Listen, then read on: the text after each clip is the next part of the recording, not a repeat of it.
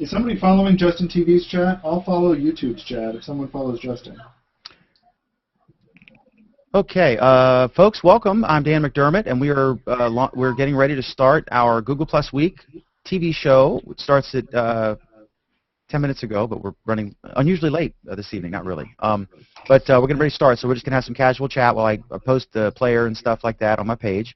So thanks for joining us, and we hope you like it. And welcome. So have at it, guys. Let me post my player.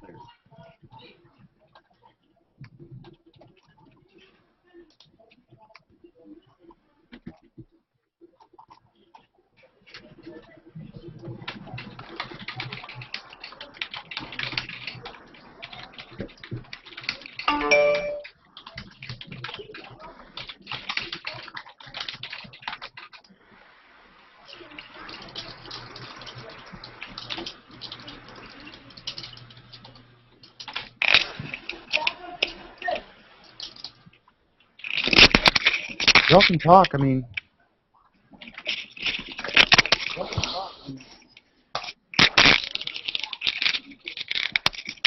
if someone wants to do a thing like this is a talk show, you can explain and just stick it in WordPad or something and just periodically copy and paste it so you don't have to keep retyping the same thing over and over again. All right. I do like the title that you gave it for the YouTube. That's why, yeah. No, it comes across very nicely. And we seem to have lost Eric. Guys, if you could have a conversation, that would be great. We have 8 viewers so far.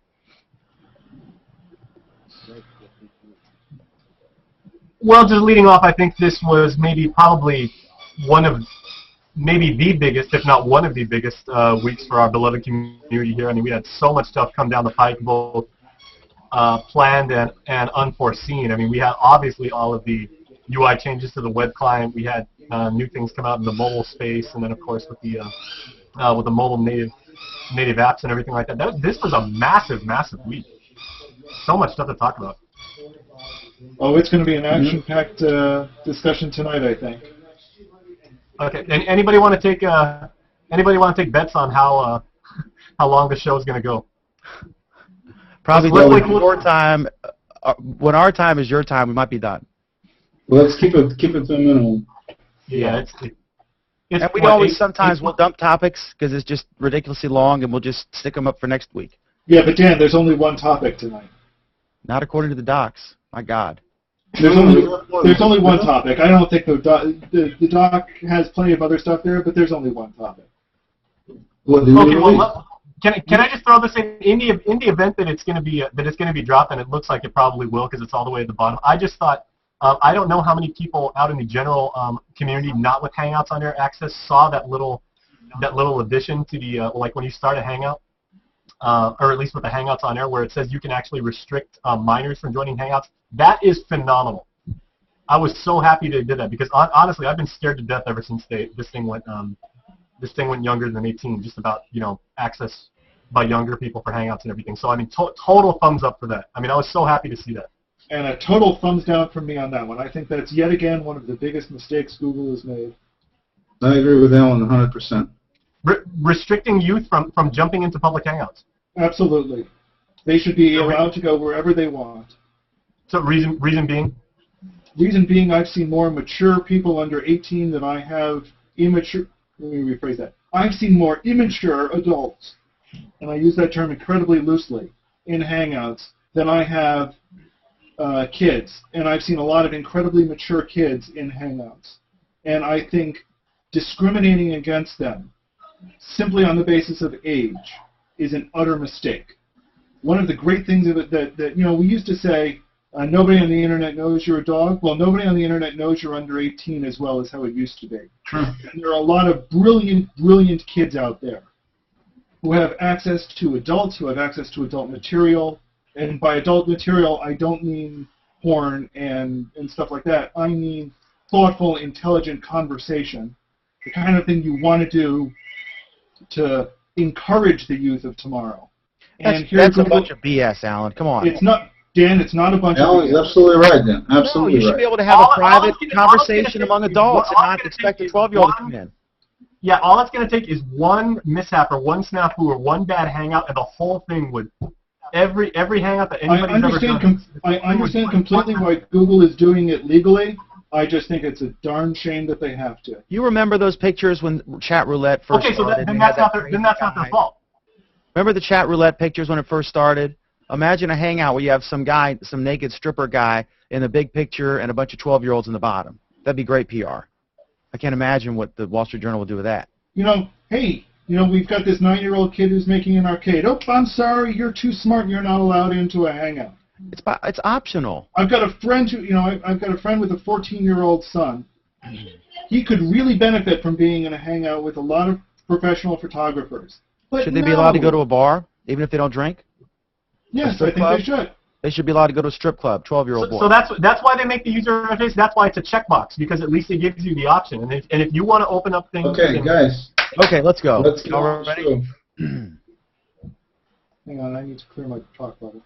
See, now you've used up some of your arguments. No, trust me, I've done plenty. All right, here we go. Yeah. that is a great argument, though, Alan. Totally with Alan now. All right, so what are your call letters? How do I refer to it? Guam, G-U-A-M. No. What's your call? What's your KUAM, station? actually. Oh, for Jason? me? Yeah. Oh, yeah, KUAM. KUAM. I should Yeah. say KUM News? Or Yeah, KUM that'll work. Okay. KUAM. It's like All right. Guam, but K instead of G. I don't Yes. understand. Yeah, we're one of the lucky ones. We actually got it to fit.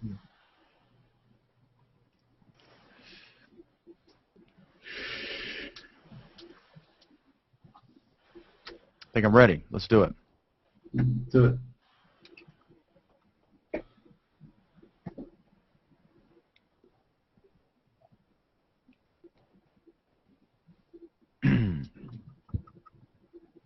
Hello, I'm Dan McDermott. This is Google Plus Week, an unofficial look at the world's coolest social network. Just 6.5 months since the opening of Google Plus to the public, the Google team has introduced a dramatic change in the user interface and has started to further integrate its killer app, the free multi-user video conferencing system called Hangouts, into YouTube. There is an entire new look, and it's getting a mixture of praise and criticism, some fun, some serious. Appearing on CNET's Reporters Roundtable on the relaunch day, Google Vice Presidents Vic Gundotra and Bradley Horowitz said the 170 million Google users, as they refer to it, have upgraded to Google+. Gundotra also said that Google+ has over 100 million active users, defined as being signed into Google+ and interacting with any of its social aspects anywhere on the web or a mobile device. That same metric is also used by Facebook and other sites. There are bugs. It's not done yet, but I don't want to focus on that too much tonight since those are problems that will hopefully go away. The goal here, according to Gundotra and Horowitz, is to make Google's social layer prettier, simpler, and more unified across Google's various products and services. So the first question is, have they? We go to our new panelist from Guam. I want to introduce Jason Salas from KUAM News in Guam. Welcome, Jason. Good to have you with us. Hey, Dan. Thank you, gentlemen, for having me. It's a real pleasure here. I've been a big fan of the show for many, many months. I just got actually done doing play-by-play, calling football games and everything. So I've been wanting to jump in here and talk with you guys about Google+, so I finally had the time to. So it's got off the gridiron and got on the internet. And I see he's got some white space to the right. He's even got a whiteboard he can fill it up with in honor of the new user interface. So as I said, what they're trying to do, Jason, is they're trying to make it simpler and prettier and more unified across the various services. They say it's not a separate social network. It's a social layer to their existing products, and they're trying to make it one giant Google experience in the same way that Facebook has Skype integrated and all these different things. They keep buying this company and bringing it in. So they're kind of doing that with their own disparate services. So are they succeeding? Is this a good thing? What are your thoughts so far?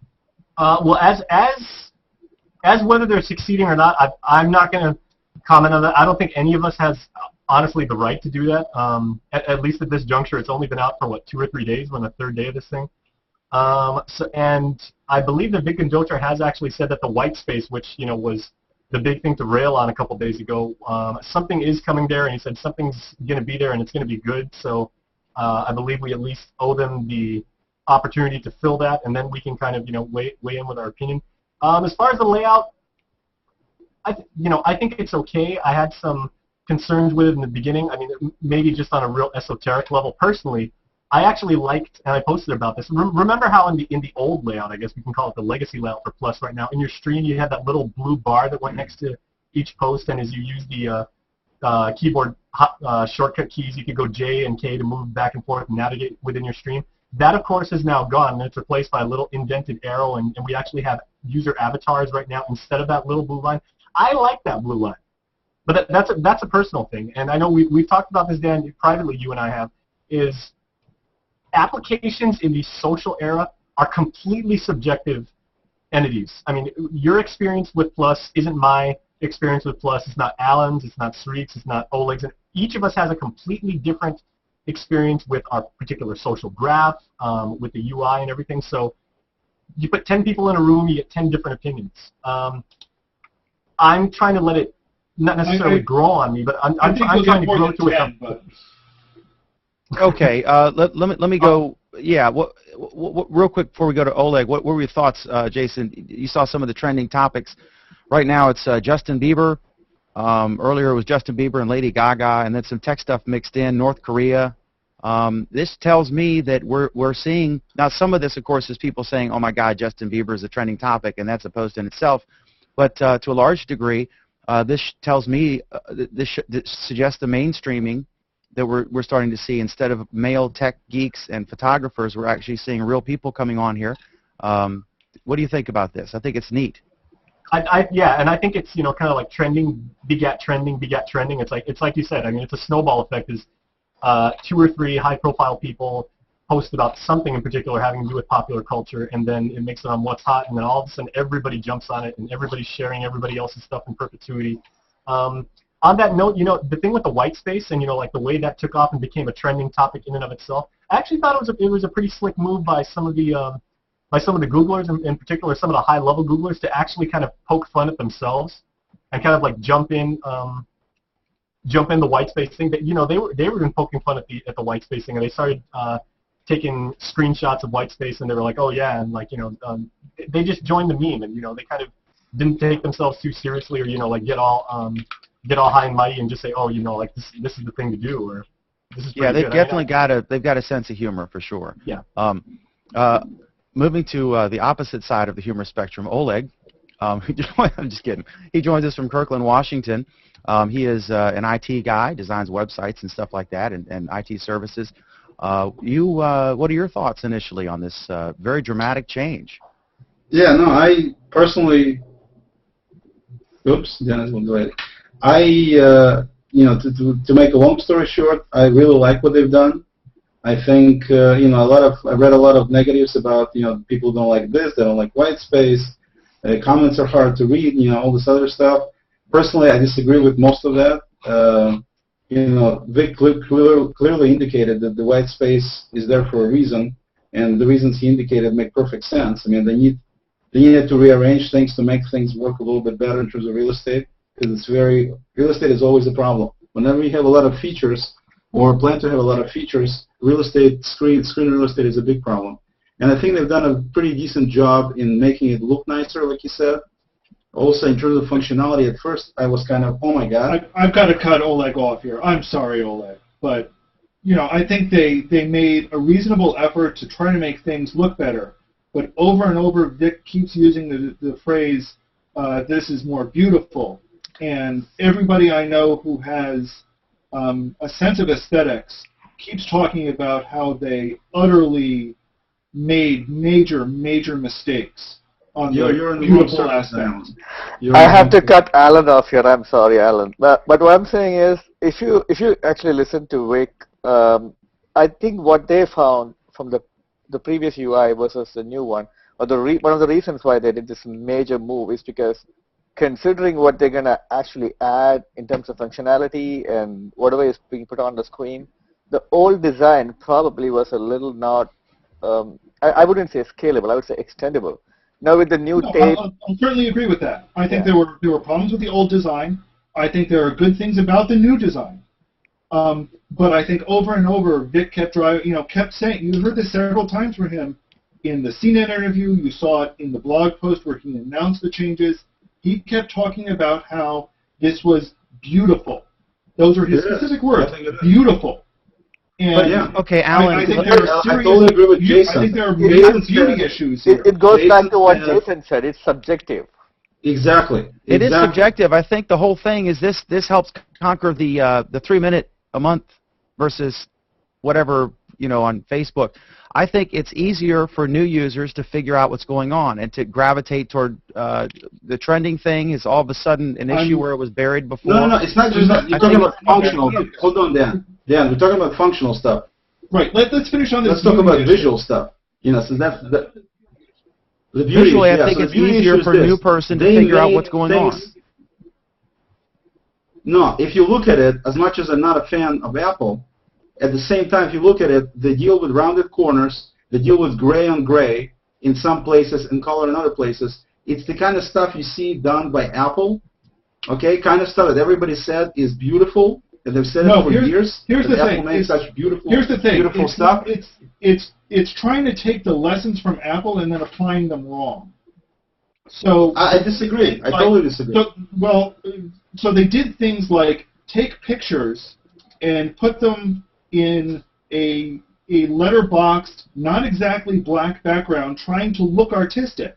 And yet, all of the professional photographers I've met, all of them have said that the black borders are... Hold on. Weren't you in a hangout yesterday where you were told they're going to change that? Yes, and do you know why they're going to change it? No, why are you They're admitting they made a mistake. Anyway. They're admitting they made a mistake. So what? They're admitting they made a mistake and they're changing it. What's your beef with that? Oleg, here's Vic on one hand saying, we've done something beautiful here, and here's the community manager saying, we made a mistake. How do you justify you can't have both, you mean? I lost Alan. No, I'm still here, and I'm still saying that... Alan, are you saying that a beautiful thing cannot make mistakes? No, I'm saying that you cannot at the same time say that it is both beautiful and not beautiful, which is what they're saying by saying... No, they're not saying that at all. They're just saying it's beautiful, but they deal with photos based on the community response, and kudos to them for listening to the community. They said, okay, you guys don't like this, we'll change it. We agree with your sentiments on that. We'll change it. So what? Okay, so hold on a second. We agree with your sentiments that this isn't beautiful. That part of it, not the whole redesign deal, just that part, the pictures, the deal with the semi-black. We designed according to Vic. No, you're making it sound like it's the most important part of the whole redesign, which it's not. I don't know. Vic made it sound like it was a major part of the redesign. This is a bigger picture. He was talking about bigger pictures. You can see things. Okay, wait, I'm sorry. Picture setup. Okay, gentlemen, let me jump in this because I think I've got a perspective that you guys might want to consider. I've spent about the last 14 years of my life working in developing interactive applications for the news business. Right? And Dan, you know this because you publish newspapers. In designing online products for very data-centric applications, like what social networks and what social applications have become, those are typically so far the polar opposite from what beautiful works of art or just like maybe marketing sites that don't have a ton of data that changes that often will be. And so I think to Alan's point where he said there are a lot of photographers and people who are more into form, not necessarily function, who gravitate towards we want simpler and we want more fluid layouts and we wish it was more aesthetic. I tell all my friends and everything, when they rant and rail on any website out there where they say, like, oh, it's too much, or, I don't like the New York Times, or I don't like the Chicago Tribune's website and everything. I was like, okay, well, why don't you take it and take a piece of paper and then categorize all the different types of information that they have to have changing on a daily basis, and then why don't you actually try and lay that out on a piece of paper yourself and try and figure out how to do Jason, you're right. Nobody's going to do that. Nobody. Yeah. I'm just saying when you deal with a data-centric product, it is incredibly hard to try and figure out, like you said, with the real estate. And then that's when you go back I now. understand the issues with the real estate. My point, though, is these are, the photographers are people who deal with beauty professionally. They deal with design professionally. They deal with how things look professionally. These are people who deal with thousands and thousands of photos on a regular basis. And Photos, yeah, so what? So and photos, here's Google who stepped in and who made an artistic decision based on a total lack of artistic judgment, apparently. They had very little artistic foundation. But again, that's highly subjective. That's highly subjective to you and highly No, but here's the thing. It's not highly subjective. There are subjective elements to both art and beauty. I'm going to be the first to say that. But there are also specific design criteria that you meet when you do things. You want to talk about the newspaper again. Why is it that newspapers had specific paper colors? It's not just because they were using those colors because it's the cheapest paper available. Part of it is because it achieved a certain amount of contrast between the particular inks that they're using and the paper that they're using to make it easier for people to read. And when people find it easier to read, they're going to read it more. So in your view, all the newspapers look identical, is that right? In my view, the newspapers who choose different looks are choosing to use those looks for different specific reasons. If you're going to print a newspaper with red ink on green paper, you may be doing it to achieve a specific effect, but at the same time, you're not going to get as many readers because people are going to find it more difficult to read. This is what I mean by saying that in some ways Google learned some of the wrong lessons from Apple. Apple talks about how you've got these certain curves, how you've got these certain shades of gray, and how you've got other shades of gray on top of those shades of gray, and so forth. Those were very careful, very, very clever designs. But at the same time, Apple very well understood how they needed to keep that contrast, how they needed to make the text legible. One of the big problems with this design that a lot of people are coming up with are talking about how the grays on grays aren't legible enough. Yeah, for them. It's not that gray on gray is bad. It's that the gray on gray that Google picked made it a lot more difficult for people to read. The problem is, one thing you're not addressing here is that you got all kinds of monitors that all will display colors differently anyway. So the whole concept about gray or grayer makes no sense. A good design team knows that and knows how to create contrasting and properly colored things to deal with a wide range of monitors. Yeah, you do black and white, and you don't do gray. No. I think we're really getting in the weeds. Hang on, guys. There's a really interesting point that I want to bring. You're all overlapping each other. I can't hear anything. Okay, Jason, and then let's move on, because I think we're going to lose everybody. Okay, Nobody cares about that. I'm sorry. Okay, Alan brought up a good point there. I think you're very wrong on that point. I'm just saying I don't want to spend 10 minutes on shades of gray. That's all I'm saying. Let's talk about functional, exactly. Let's move on to... Okay, well, Jason, last word. Okay, I'm sorry. Alan brought up the point about a wide variety of monitors. Have you guys ever tried loading the new UI on a small monitor? Because I did that the other day, by mistake. I actually loaded it on my laptop. It's a fluid UI, and it scales a little bit better. I don't want to say it's almost a completely different UI. No. And I'm not trying to be like, raw. It scales well to smaller monitors. It does if you're on 1280, it's good. And the white space is less. But it's very interesting to hear how people with smaller monitors react sometimes. In fact, Harold's gone, but he had a reaction. He was using it on a slightly smaller browser window, and he was complaining that the top bar was scrolling off. And that was by design. Google did it that way intentionally to maximize screen real estate. There are some design decisions they did that were very good and very careful. Part of the problem, though, is it's not always obvious why they chose those particular designs. And you're not going to know that until they come out with the stuff for the white space. So there's no point talking about it. I'm not even talking about the white space. We can go into the white space, and I'm more than happy to do so, but that's not what I'm talking the about. overall deal. You look at the icons they put on the left side, which made it, and the way they do the rollout, the little pop-outs and stuff. You want to talk about the icons on the left side? Sure. I think the icons are wonderful, but the first reaction I had from a good 5 or 6 people who didn't know about the introduction is, why do I have all of these grayed out icons on my screen? They didn't realize you could click on them because they have learned from Apple that these You're are talking grayed about out the icons. entire 6 people said that? All 6 said that? All 6 of my followers. Alan, yes. come on. Oleg, what do you...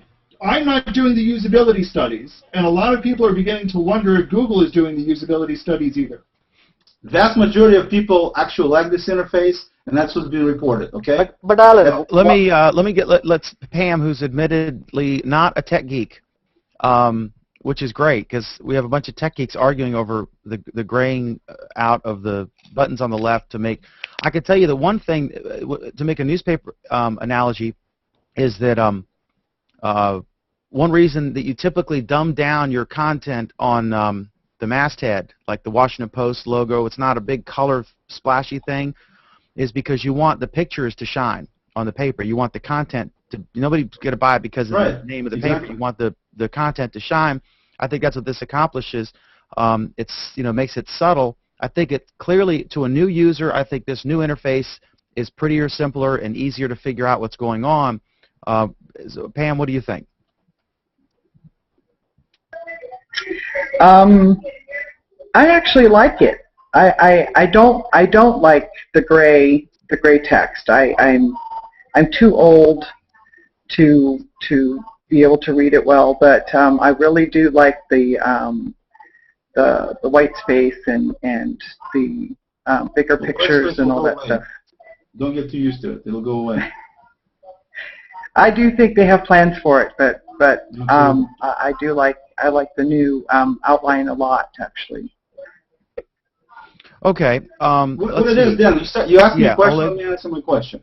What I would say about this particular interface that's cool is they've put much more functionality into basically redoing the whole visibility. One thing people complained about, and rightfully so, was Hangouts are not prominent enough. So you have a really simple way now to start a Hangout. You also have a really nice way how you can see which Hangouts are out there, find Hangouts easier, all of that, which was a big deal. They did it.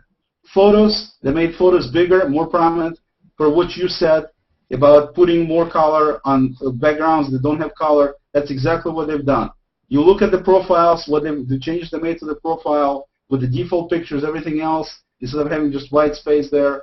Very nice job. You look That's at the a rip-off of Facebook's profile in the top 3 inches, right? Clearly. The timeline, don't you think? Kind of like it, yeah. But, it's the same thing as Beauty Point. So what? And well, to be fair, when Google Plus first launched, everybody said that the stream and the design of the stream itself was a rip-off of Facebook stream anyway. So now they're trying to go away from that. So right. I mean, if we're going to say one thing was a rip-off, Explore section is specifically for people who are newbies. Makes it a little bit easier for them to kind of go through that little deal. Go through and look at that. It's not that much simpler for the newbies, I don't think, but they did make much improvements. If you look at things like these little hover cards. Has anybody looked at these hover cards? I have looked at the hover cards, and I think they're both better and worse than the old hover cards. Well, I mean, I think they did a pretty nice job. If you don't have extensions, then it doesn't work so well. But I have extensions completely turned off. I think there are a lot of things about the new design that are better. I think there are a lot of things about the new design that kind of suggest where they're going, and I think some of the route that they're going is better. But I think part of my concern is that there are a lot of functionality changes that they changed or they took away, and I'm not convinced they're all better. Let's look at the hover cards, and I think some of these are going to work out in time. And that's fine. I understand that. Like what? Well, I mean, if we look at the hover cards, for example, it used to be that your tagline was what was put on the hover card. Right. Now what's put on the hover card is your place of work, your place of education, or the place that you live. And that's it. You're not allowed to put other things there. When you look at the stream, and you look at you hover over the person's picture. I'm talking about that. I'm talking about that. It used to be the old hover cards. It would use the tagline that you set in your profile. It doesn't use the tagline anymore. But it shows how many people have been circled if they specify that, and it allows you to add this person easily. And it always used to have that. None of that's new. It always had that. No, it shows profile pictures. Right. It always showed the profile picture. It used to show just the one picture. Now it shows the picture and the background picture. That's nice. But it took away functionality that was very important to some people. It used to be that your tagline was there. Your tagline is part of how you identify yourself. Now it's forcing you into a much more limited way to identify yourself. I don't know. I'm looking at Lamar Wilson. It says YouTube Comedy Tech Reporter. That's what his card shows. It shows his. Yes, that's because he said his. That's because he said his current job is YouTube Comedy Tech Performer. Okay. And a lot of people have discovered that as the workaround. So they're willing to say they do something that they're doing a job that isn't actually their job. Because hey, Dan, I just want to make onto the hover card. I just want to make one comment maybe before we go to our next topic. Can you guys imagine what Alan and Oleg were talking about newbies just a couple minutes ago? Can you imagine what brand new Google Plus users thought about the system when they signed, like assuming they signed in for the first time the day that the new UI went? I think about those sorts of things every day. In fact, it's like being transferred to a brand new high school and then a riot breaks out and they're like, oh yeah, it's like this every day here. In fact, I did have a friend who joined for the first time the day that this all came out, and he didn't see any of the uproar at all because he didn't have anybody in his circles, so he didn't see any of it. He thought the user interface was the user interface that we've always been using all along, and he was fairly lost. Well, I can tell you this. I mean, speaking of newbies, it's one of these deals where it's impossible to create something that will be fully functional with many features and have somebody figure out how to use it as soon as they open it. Yeah, but Oleg, we've talked about this before. We've talked about the fact that any good product, you don't have it such that you walk in and you're inundated with every single feature at once. A good design means that it teaches you as you go along. You get into it, and then you learn a little more, and you learn a little more, and you learn a little more. Tell me one product that fits the description. One product. Alan, are you saying that the graying out of the buttons on the left by default, is it a bad design? I think the particular way that they've done it is not bringing forth what they wanted. What do you mean? I mean, it looks to a lot of people, those buttons look like they're not active, and they want to know how to activate. They're not even going to try to click on it. Because they've been conditioned to think that those grayed out buttons mean that they're grayed out. You put the I posted something that night. And here's one thing you guys might want to consider. Because the new UI was applied on the web, and this wasn't some some patch that we all had to go download, or it wasn't something specific to a particular mobile operating system that only affected a certain percentage of the user base. This is something we all woke up to, and it all just happened, and it was all over the web. So was 170 million people potentially were all in on the joke. That just shows the power of the web right there. We're all talking about this right now because we all experienced it. We all got the exact same UI, and this wasn't just a platform-specific thing. And that, in and of itself right there, is of huge value, regardless of how... No, it is. Okay, you're right. That's a platform-specific thing. All right, guys, I want to move to the Bradley Horowitz video with Vic Indotra. It was on CNET's Reporters Roundtable. We were discussing earlier how Google...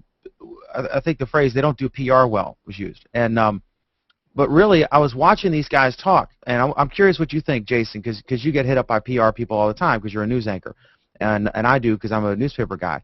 So I heard them say it's now they don't sign up for Google Plus, they upgrade to Google Plus. Over 100 million, 70 million people have upgraded to the new social layer on their disparate services. He said that. They're so surprised at how many followers some users have gotten. Some have gotten 1 million followers or more. They were shocked at that. Of course, they created that with the recommended user list. And then they said that they were very surprised at Vic was humbled by the adoption of the +1 button everywhere. But of course they're going to see it everywhere because it helps you in Google search, and they got the #1 search engine. Now if you're a business page, you're crazy not to put a +1 button on there, seeing the impact it has. So I don't think they're quite as bad at PR as at framing the issue in these interviews. Of course, I'm sure they were briefed, and thought about it well ahead of time. But I think they're a little better at PR than, I mean, you can see right through this, right?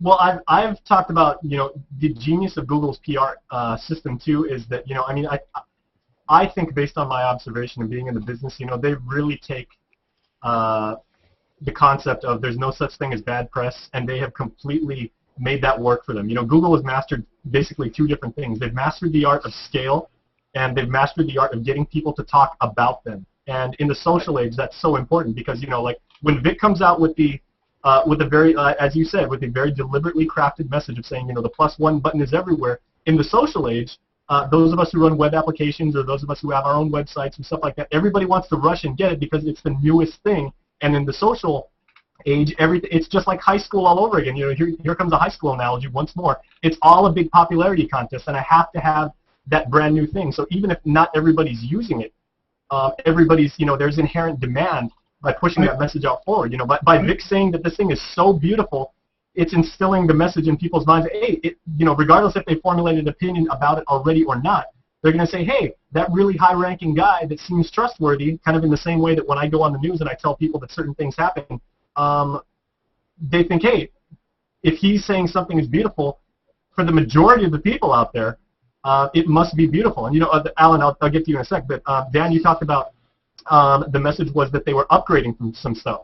Upgrading from what necessarily? Does this mean because they said that Plus is a component and not necessarily a standalone platform? Does that mean we have all the buzz people that are finally, you know, getting back on board, and, you know, like those are the ones who are getting insane numbers of circle followers? Does this mean they're people who just use Latitude and now they're kind of like signing up for a different service and everything? So I think that upgrade concept is worth investigating a little bit.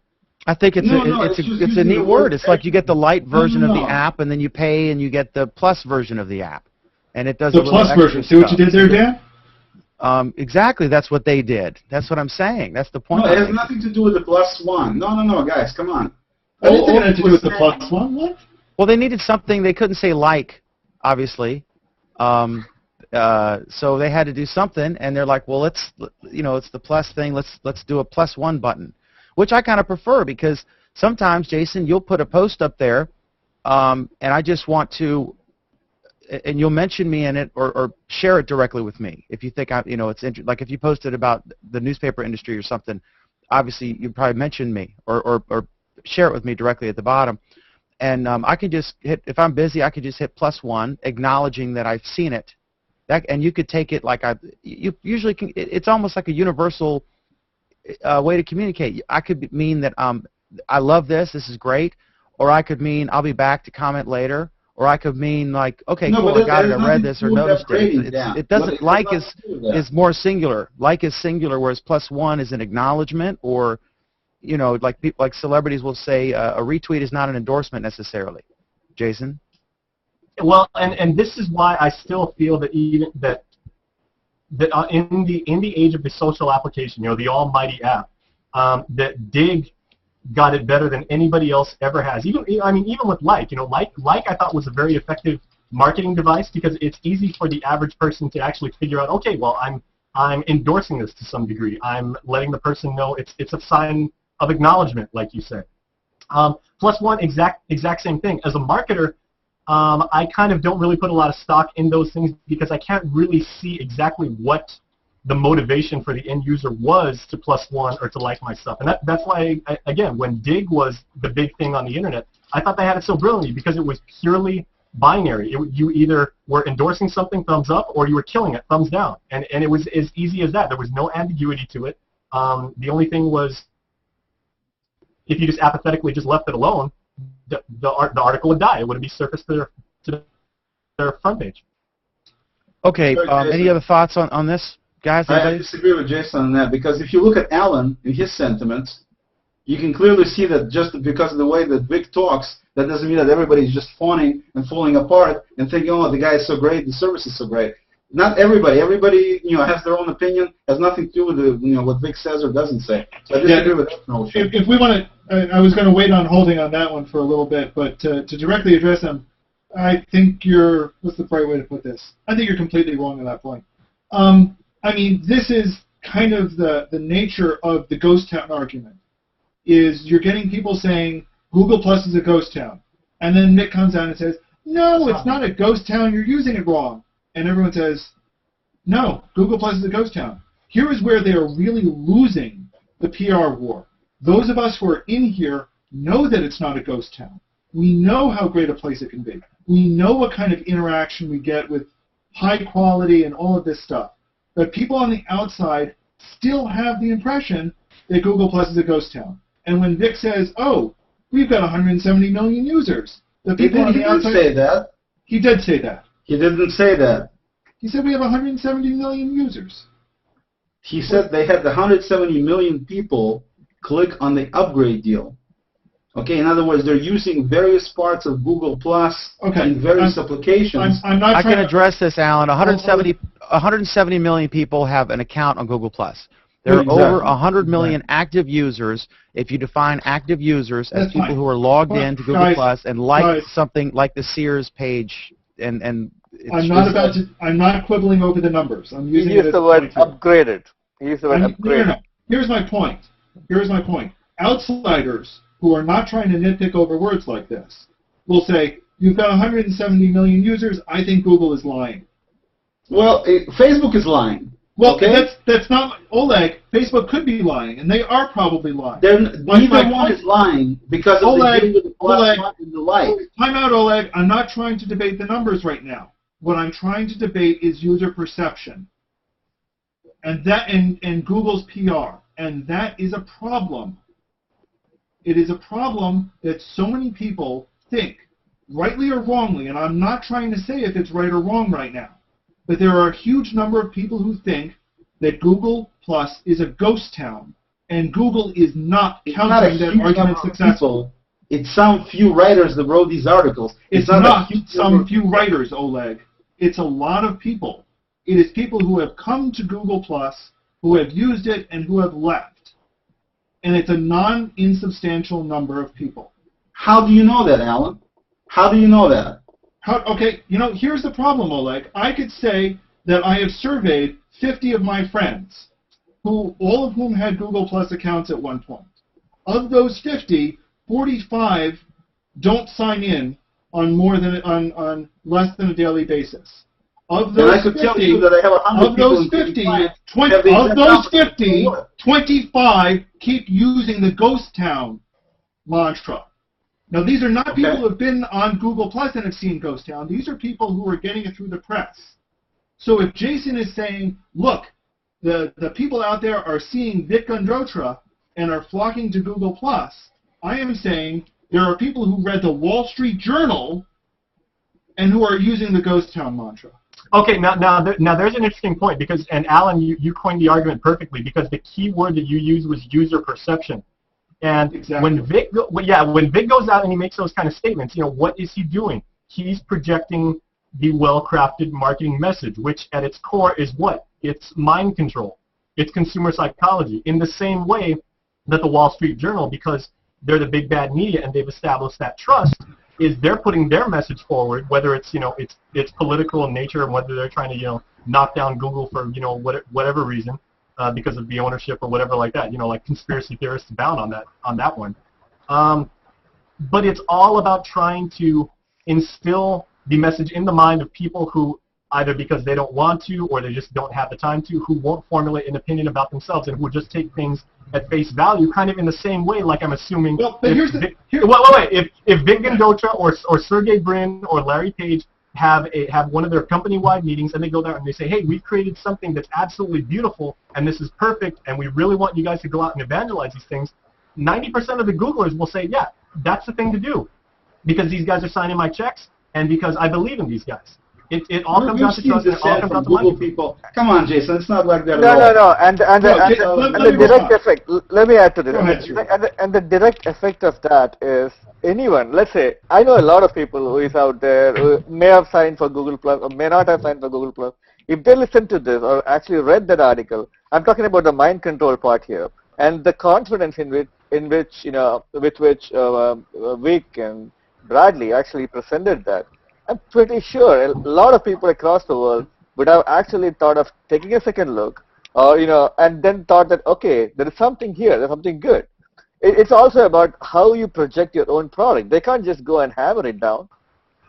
Okay, and Oleg, I think let me go ahead and retract because I get what you're saying. Maybe by saying 90% I was wrong because obviously not everybody there in the Googleplex is just going to take it at face value. But remember when Steve Ballmer made that really that really popular speech when he kept saying developers, developers, developers, developers. There were so many people who he influenced and who he motivated just by that, who said, that's the thing to do, and I'm now motivated, and I now believe in this, and that's what I'm going to do because I believe in this guy.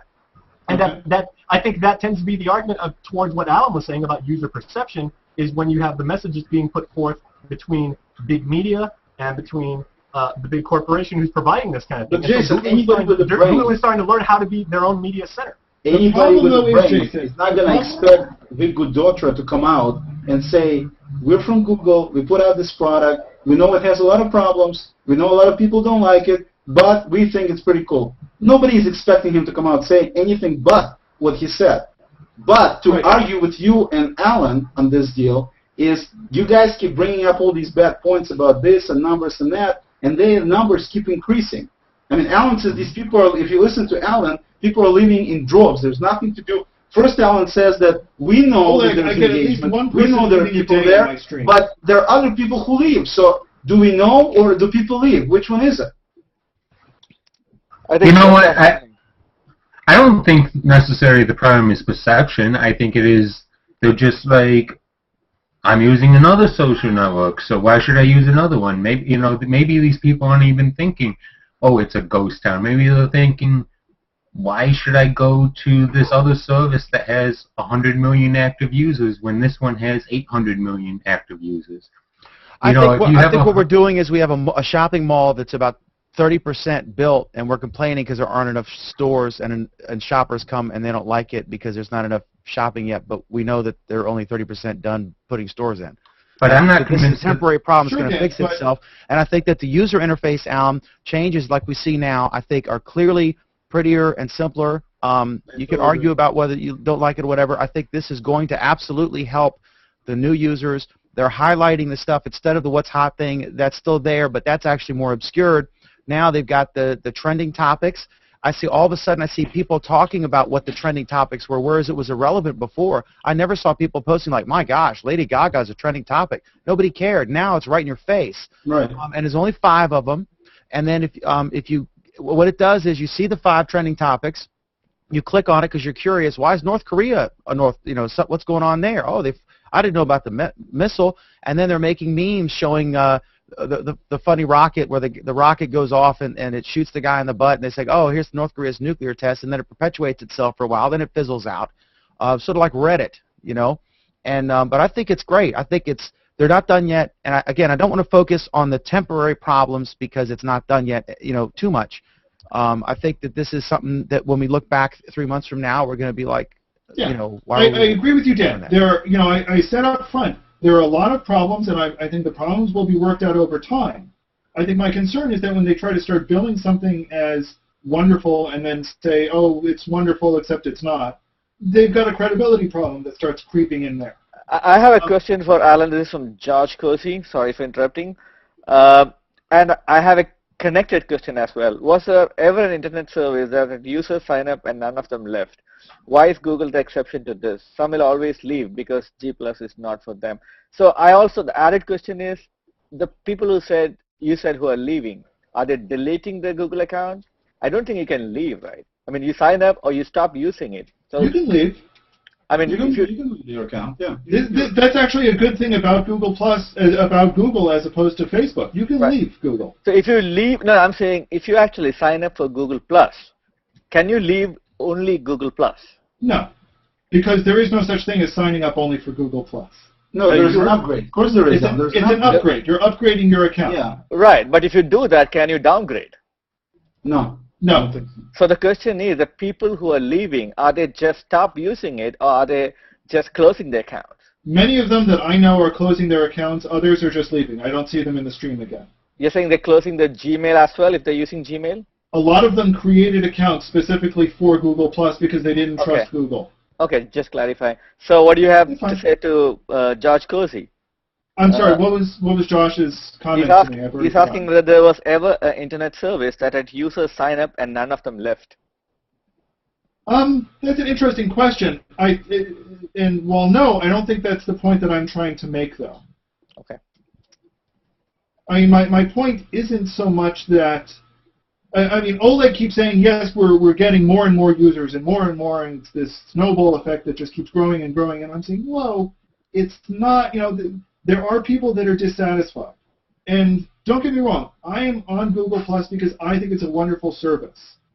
My concern is that more and more I am hearing from people who are dissatisfied with the service and who are not going to use it because of how and why they're dissatisfied with it. Half of the Facebook users I know let me just finish. hate it.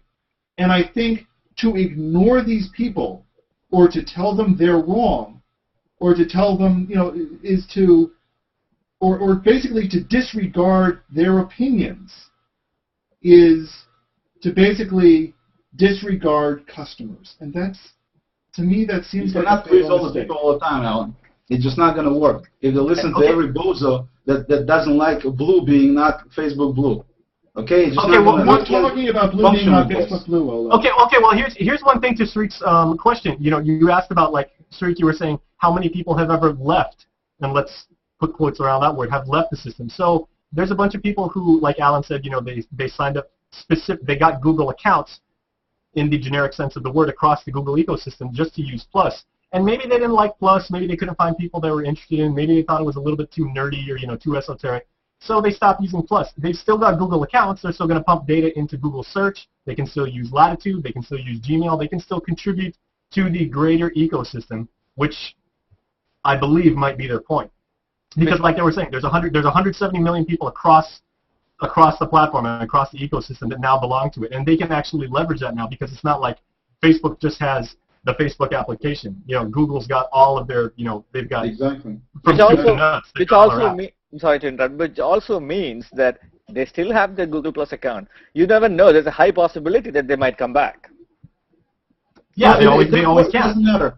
I personally, I don't buy the whole notion of people in droves leaving. I think it's baloney. I mean, just because of these 3, 4, 5 articles and 6 people that talk to Alan to say that this is a wasteland based on all this activity that you can see is going on, I just don't buy it at all. I just want to add like you say all this activity that's going on. I mean, right now there's how many live hangouts? We can now see that on the Hangout console, and there's I really want to check with somebody. 170 million users. If there is anybody who's listening more to this hangouts that I can join, I can tell you that. If anybody How do you know about private hangouts? You don't know how many people hanging out privately. You're right, Oleg. I don't. But here's exactly, they're not showing those. So we're saying that there is one. Well, we can look at public hangouts. We now know that there are 2 public hangouts currently going on per 170 million people with Google Plus accounts. What do you mean 2 public accounts? I'm looking at 1, 2, 3, 4, 5, 6, 7, 8 on my screen right now. Okay, 8 out of 170 million. So that's, we can round a little bit. So that's 1 for every 20 million people. You answer me this question. How many of these 8 hangouts can you join at any one time? I can join, well, probably exactly none. But that's not the point. But that's not the point. No. If you weren't here, how many can you join? Oleg, here's the thing. When we talk about YouTube numbers, we talk about the number of hours uploaded to YouTube per minute. Okay? That means there's huge volume and huge activity. Question? No, Oleg. How many hangouts can you join? 1. 1. So you got 8. Oleg, let me ask you a question. How many minutes of YouTube video can you upload a minute? How many can I upload? Yeah. I hardly ever upload anything to YouTube. Okay, so you're completely disregarding YouTube. You're saying that YouTube is irrelevant because you don't do anything with it. I'm not saying that at all. You said that. I didn't say that. I'm just saying I'm not uploading much to YouTube. And Oleg, I'm trying to come up with numbers and you're trying to direct numbers at me. I'm turning it around now. YouTube has how many hours of video uploaded for every minute? And yet you upload none of that. Therefore, to you, YouTube is irrelevant. No, I just don't use it that much. That's all. Not because it's irrelevant. Why is it irrelevant? Well, why are we talking about a feature that nothing else has? I mean, you're talking about a ghost town, and you're talking about Hangouts. Well, no one else has Hangouts. Obviously, that's not why Google Plus is a ghost town, because Hangouts is a feature that nothing else has, right? So why are we comparing Hangouts with being a ghost town? And since I think it's ridiculous to do the ghost town thing and to complain. I mean, I hear what Alan's saying. I don't dispute anything he's saying, but I think these are temporary problems because they're not done yet. Like I said, the mall is 30% full, and there's not all the shops are here, and the shoppers aren't happy yet. Whatever. Dan, okay, Ham, you had a question for Alan, and then I want to move. Actually, Sarik had that question for Alan. I don't have a question. Oh, okay. All right. Darn, we have to move. We have to change topics now. Okay. I want to briefly say something. I'm going to Jason. We're broadcasting on YouTube and Justin TV. The Justin TV chat has apparently just started working. There's only a couple viewers there because I think they were frustrated about the Justin chat, but we've got about 40 viewers on YouTube. And if you're watching it on my stream or on any of the shared posts in a player on Google+, try switching over to YouTube. What you can do is just at the bottom of the player, you see the little YouTube logo, and then click on that, and that'll take you to my YouTube channel where this is streaming, and the comments are flying by. Really neat. I look, you'll see like 7 seconds ago, 8 seconds ago, 12 seconds ago. It's too many to keep up with. There's 40 people watching. It ranges. It's gone up to close to 50, I think, so far. Also on the main Hangouts thing on Google+, if you click on Hangouts, we're listed there, but there's a bug. For some reason, Scoble and his Hangout, you click, you watch, and it works fine. Mine, it takes you to some weird full screen thing, and it says error. So we're suffering from that because we have more viewers. We had about 100 when we just did an impromptu hangout, but that bug is screwing with us. So it's sucks. But anyway, that's the deal. So try that out because there's a lot of viewers on YouTube and they're commenting. It's great. So it's fun. It's a new experience that that's part of the new rollout. Chichu couldn't make it tonight. He's not going to be able to make it next week. He's traveling. He's going to try to make it the week after that. But he did send me a message to read from, this is the head engineer. Dan, you want to remind us who Chichu is? He's the head engineer in charge of Hangouts, and he's the person who came up with the idea. He was a Google Talk engineer. He was in charge of Google Talk, and then Vic came to him and asked him to incorporate chat into Google+, and he said, well, I got this crazy idea for a video thing. And so he showed them their link, and Hangouts were born, and he's in charge, and he's the man. So I want to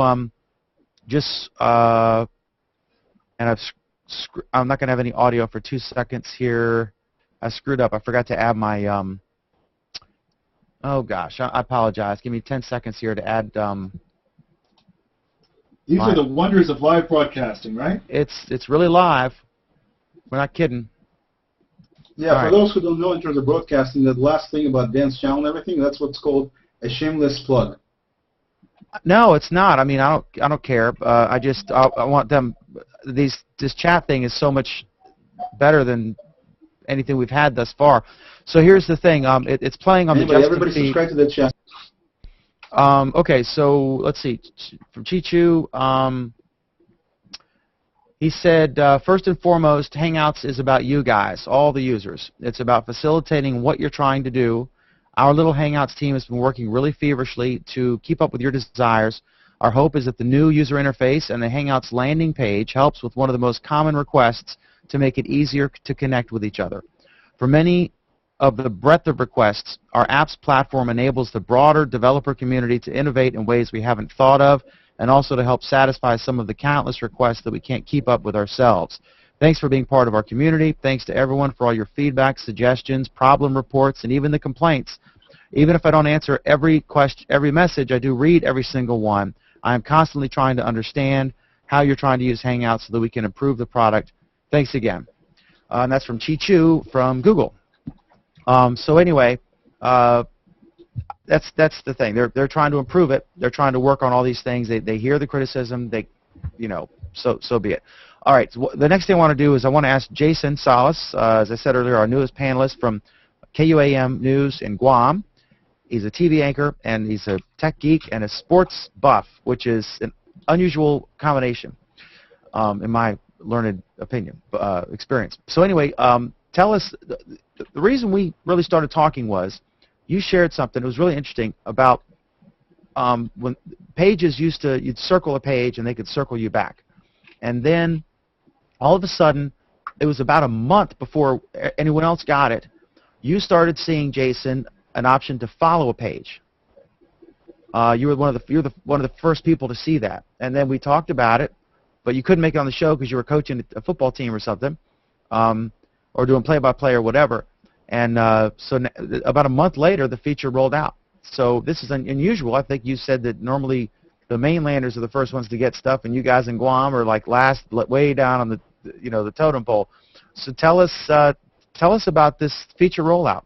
Yeah, as an application developer, I mean, I've always just wondered from a computer science standpoint and everything. I've always wondered, with services this large and of this scale and scope, exactly what the rollout strategy is when you're trying to get features to so many different types of users. And before, like what we just saw with the brand new Google Plus UI, they literally just saved a page on a server or hit a switch, and then everybody saw it more or less like at around the same time. What was it, like 5 a.m. Pacific Standard Time on Wednesday for you guys, which is like Thursday 11 a.m. for me, something like that.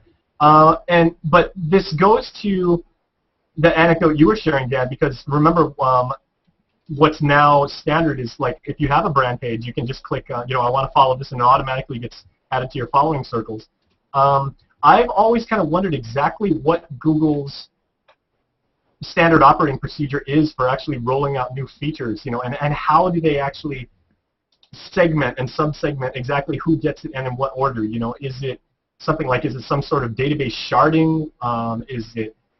Are users grouped alphabetically, geographically, in terms of their IP address blocks, in the order in which they signed up to use the system? Is there some sort of pecking order to which we're not privy? How exactly they figure out who gets what and in what order? Because I remember I was like one of the last people on Plus at all to get the brand new, to get the bar. I mean, I was on the old bar for the longest time, and everybody was like, oh yeah, this is cool, and oh, I hate it, and the notifications are great, the notifications are evil incarnate and everything like that. I couldn't even see it. And with certain features, I've actually gotten it, like Dan was saying, way ahead of you guys. So have any of you any idea of exactly what strategy they use to roll out things in a way that they actually manage their load? Because like we're talking about with Hangouts on Air, they're not giving it to everybody just yet. Because can you imagine how insane our streams would be, in addition to like how big the load would be taxed on Google servers if everybody was just messing around and doing live Hangouts and everything? So what are your guys' thoughts and everything? How are they actually rolling out these features?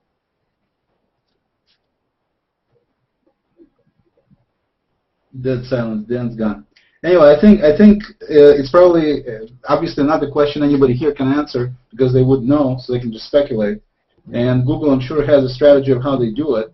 But the another thing that we need to keep in mind is we're talking about farms of servers. We're not talking about just some servers. And things, as we all know, don't always work out. So they have this really vast approach of how they are able to keep things running all the time with redundancy and this and that. And I think maybe a lot of that has to do with that. When they put this major new load on the system, it may go between different farms, different servers, depending on potentially some hardware issues and this and that, which of course would change which servers get updated first. So I'm just speculating here again, not knowing. But I imagine that they probably, some of that is in place. They probably do have some deal about certain people getting things first. They might, they may not. I mean, we have to ask somebody from Google, man. It's pure speculation to say. Let me weigh in on this real quick. I would guess there's two different things. One, they're getting better at the rollouts. They're faster. Because remember, the bar took a long time. Jason, like you said, it took you, probably a couple weeks or more to get the bar, just a simple bar.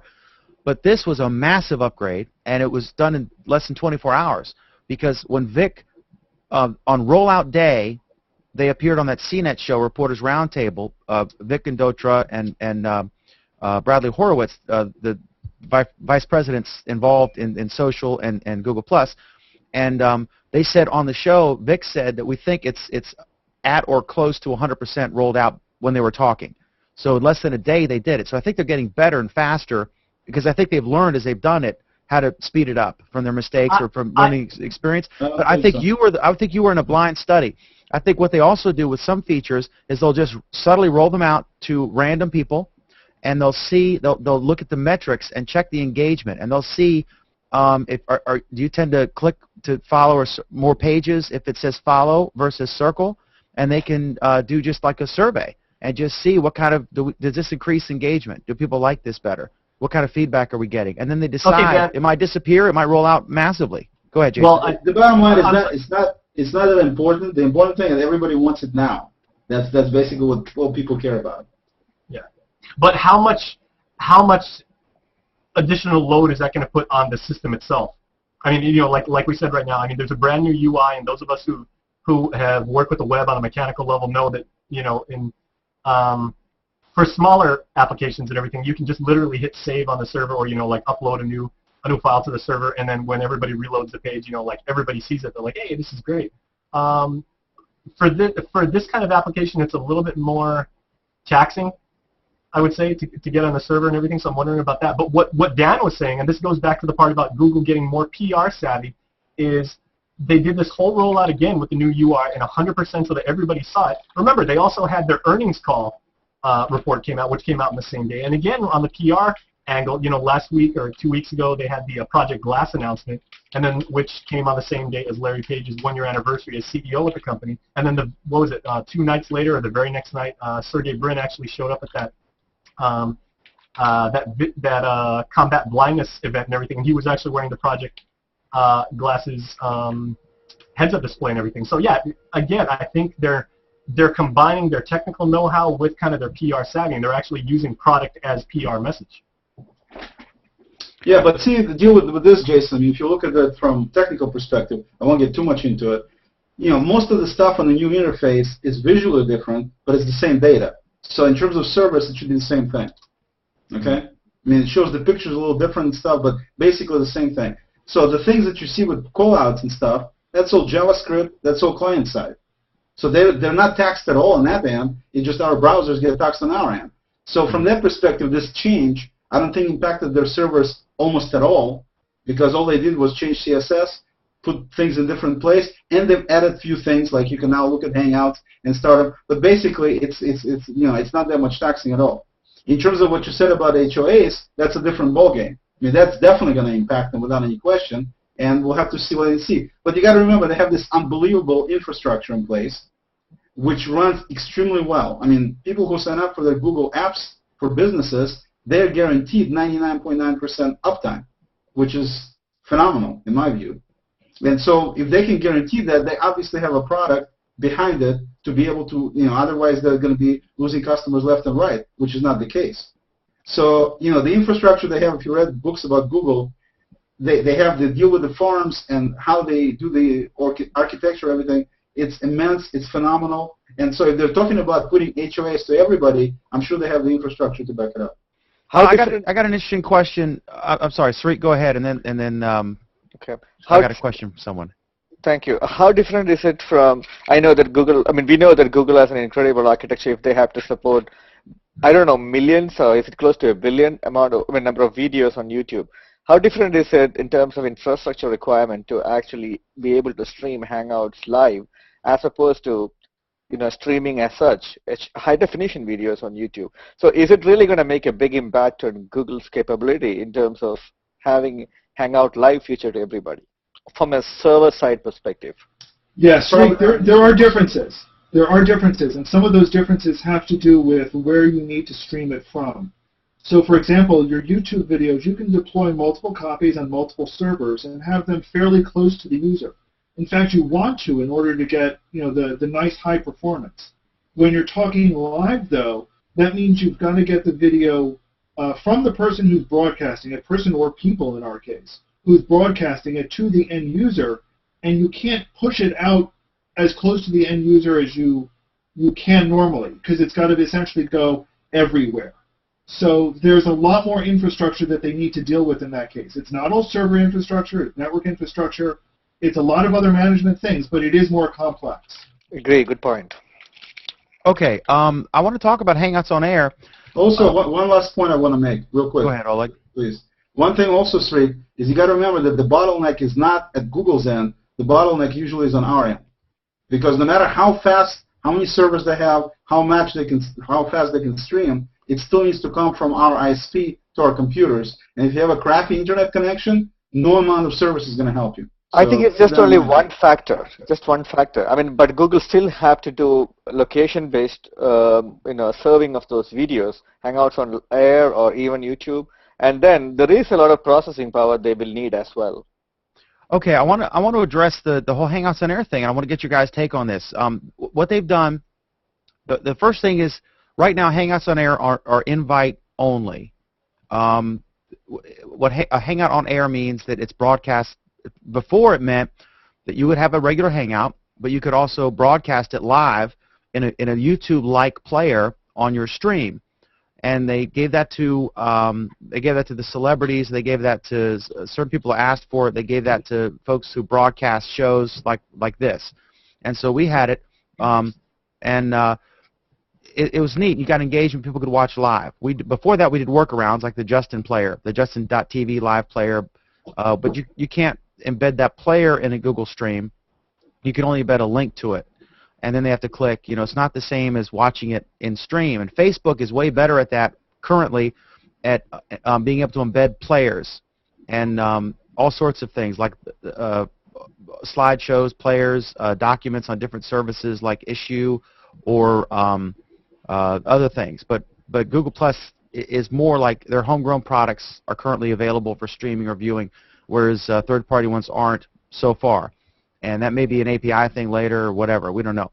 But the thing is, now with the new rollout, with Hangouts on Air, they are also simultaneously broadcasting. When you click broadcast, it does show up in your stream as a player, but now it has the little YouTube icon, and you can click on that, and then it streams it on your YouTube channel, and they can go from your Google Plus stream. They see the player, they can click there.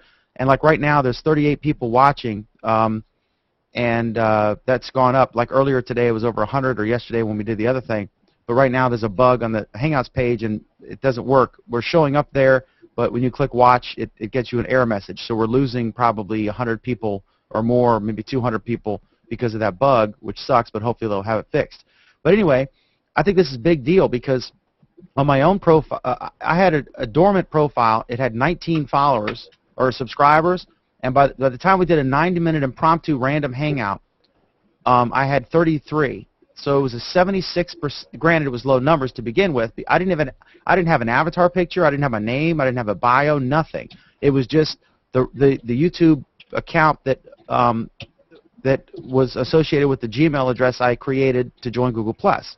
So I wasn't using that for the show. The show videos are on a different YouTube channel. So I totally neglected this channel.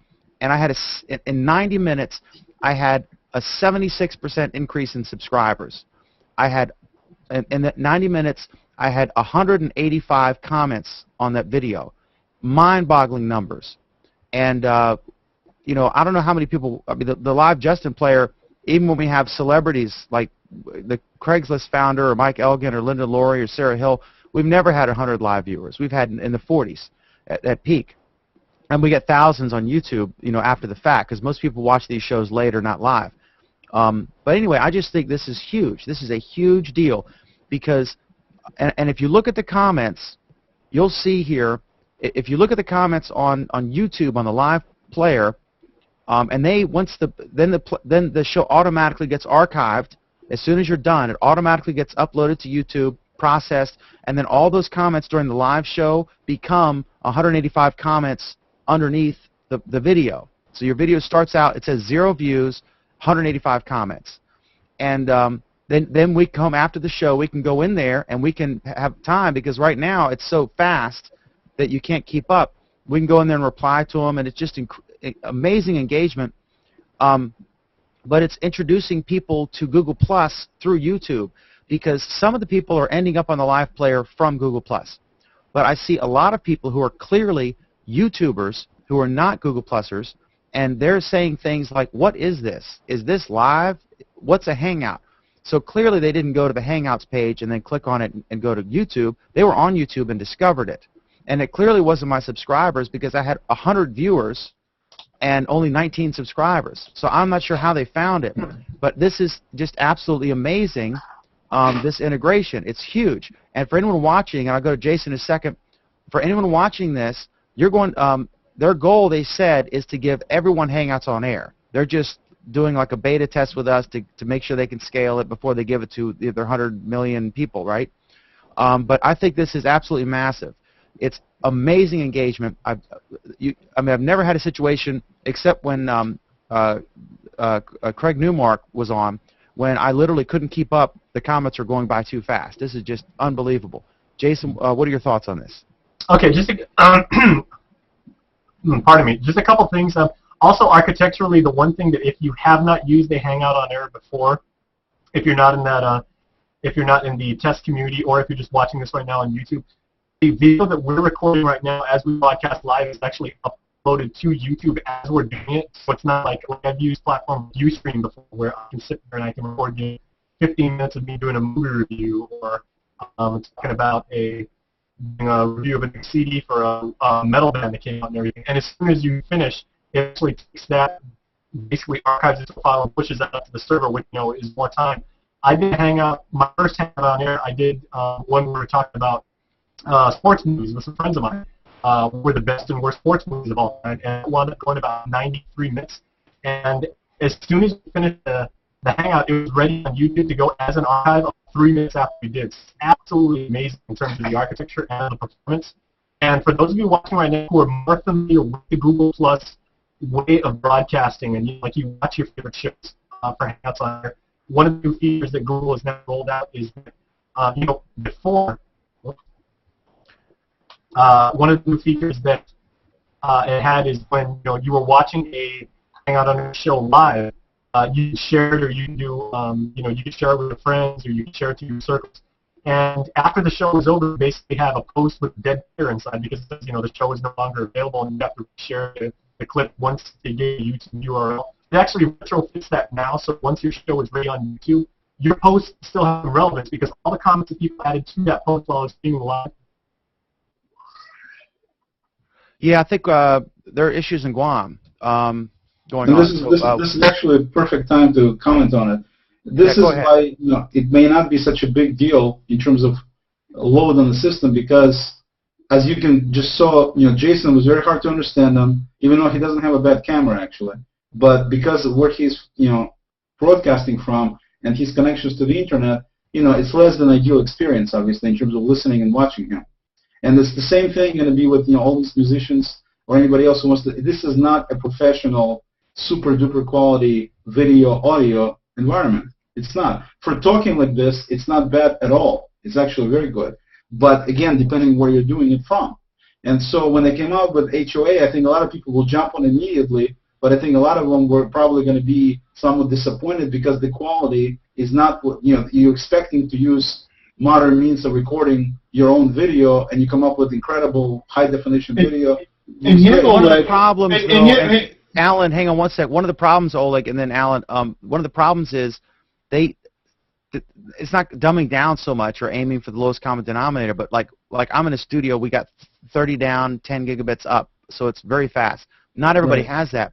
And the more people who enter a Hangout up to 10, you've got to handle all of those videos simultaneously in the thumbnails and then the big ones. So they can't, they have to balance quality with what will physically work if someone has like a DSL connection. So it's a tough thing. I almost wish you could have a selection, like we're doing a high-speed one and open it up for everybody. You know what I mean? I mean, like really blow it out.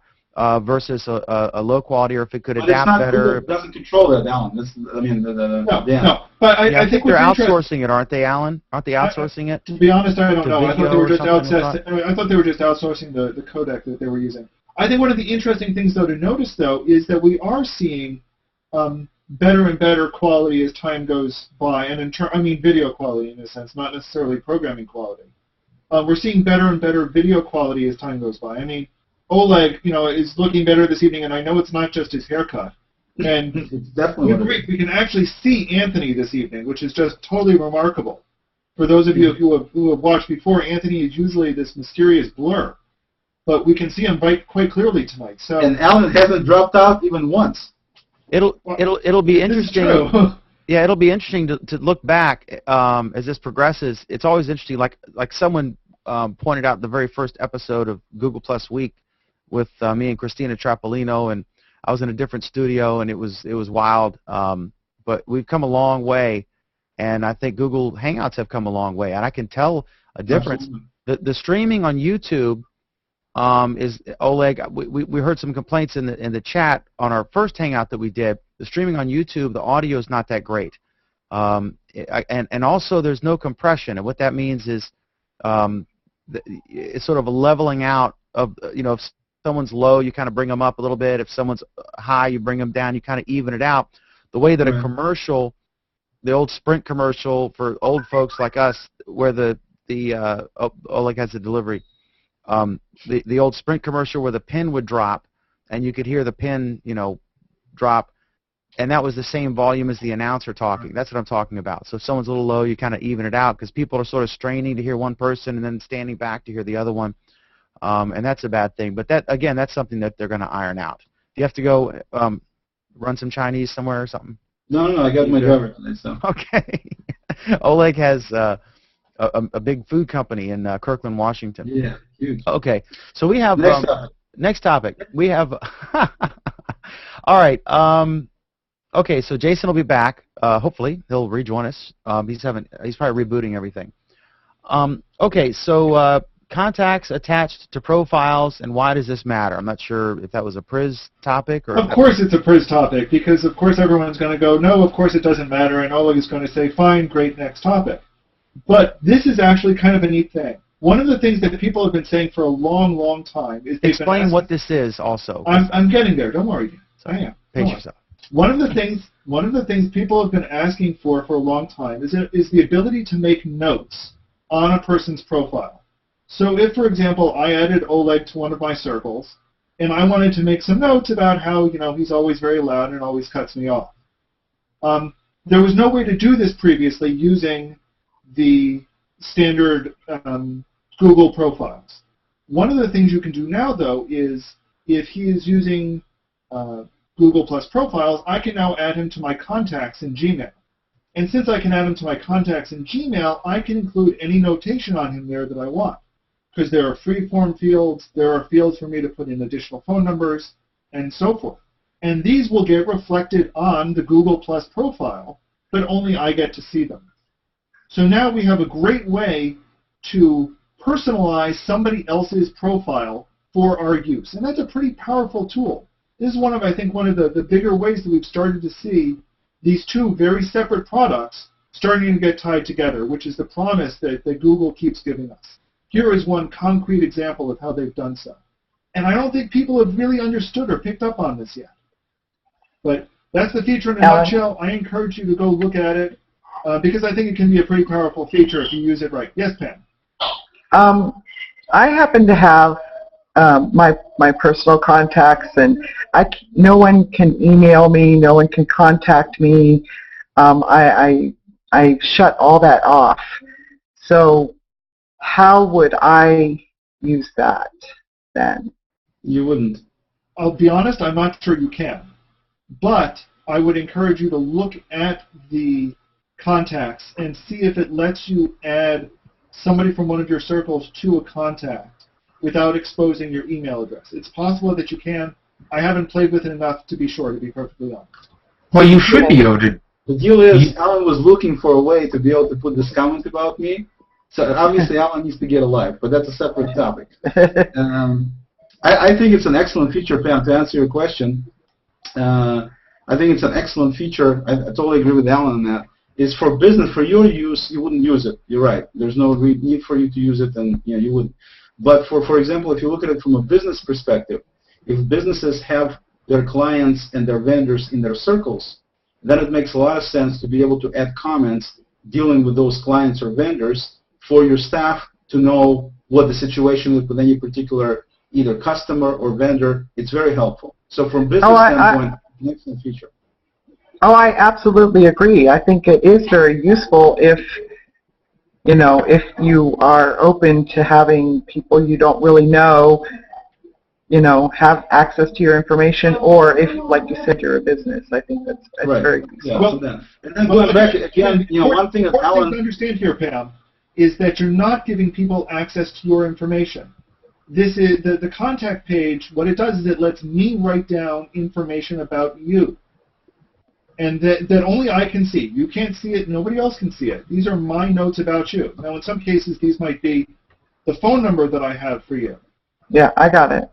But so it's not information that you're giving out to someone else, and that's kind of the power of it.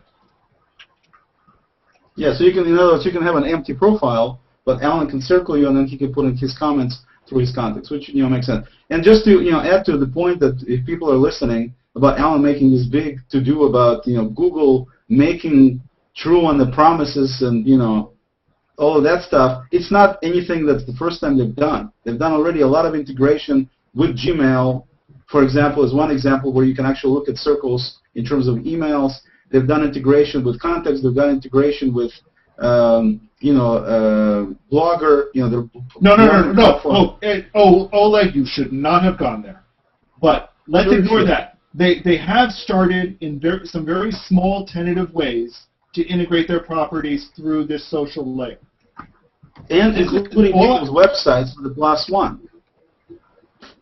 I would consider that a fairly small tentative way, but okay.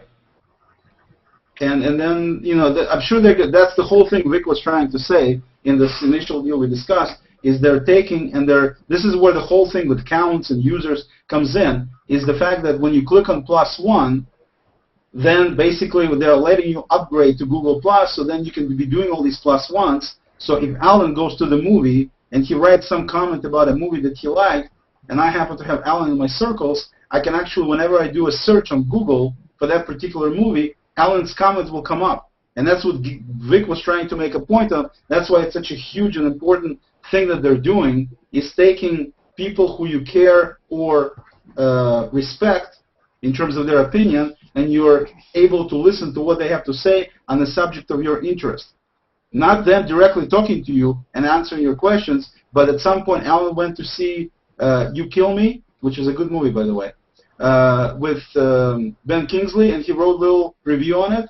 And then 6 months later, I was doing a search for this movie to see if I can show it to my 7-year-old, and there's Alan's review. And does it make sense? Yes, because I know Alan. For the most part, I respect Alan. Don't even get a smile for that one. But anyway, basically, it makes a lot of sense, and that's where they're driving.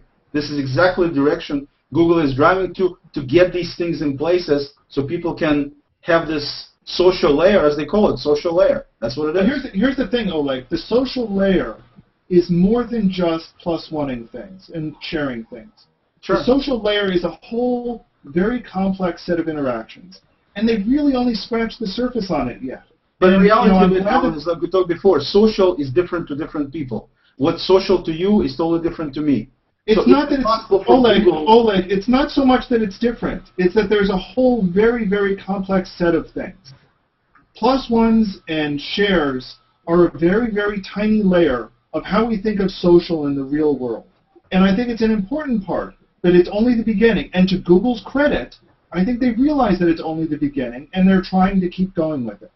The thing is, when you say things like, we've got integration with Blogger, I worry about that because the integration with Blogger is very, very superficial right now. There's a long way to go with it.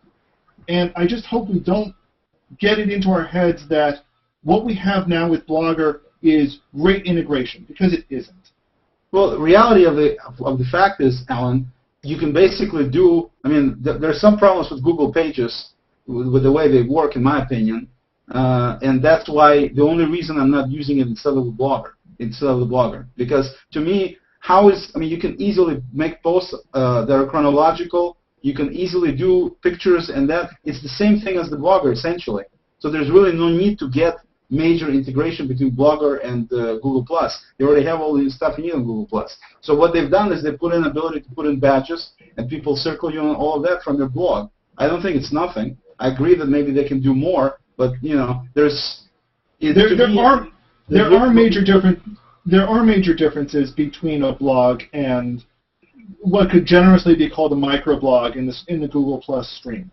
And we could go in and discuss the pros and cons for hours. We can go in and discuss why some features are important here and not there. we can go in and discuss the problems with pages. That's not what I'm trying to do here. What I'm trying to say is we have all of these properties under Google. We have all of these properties that are not Google's, that it is to Google's benefit to tie into and integrate with. You've got things that you run. I have things that I run.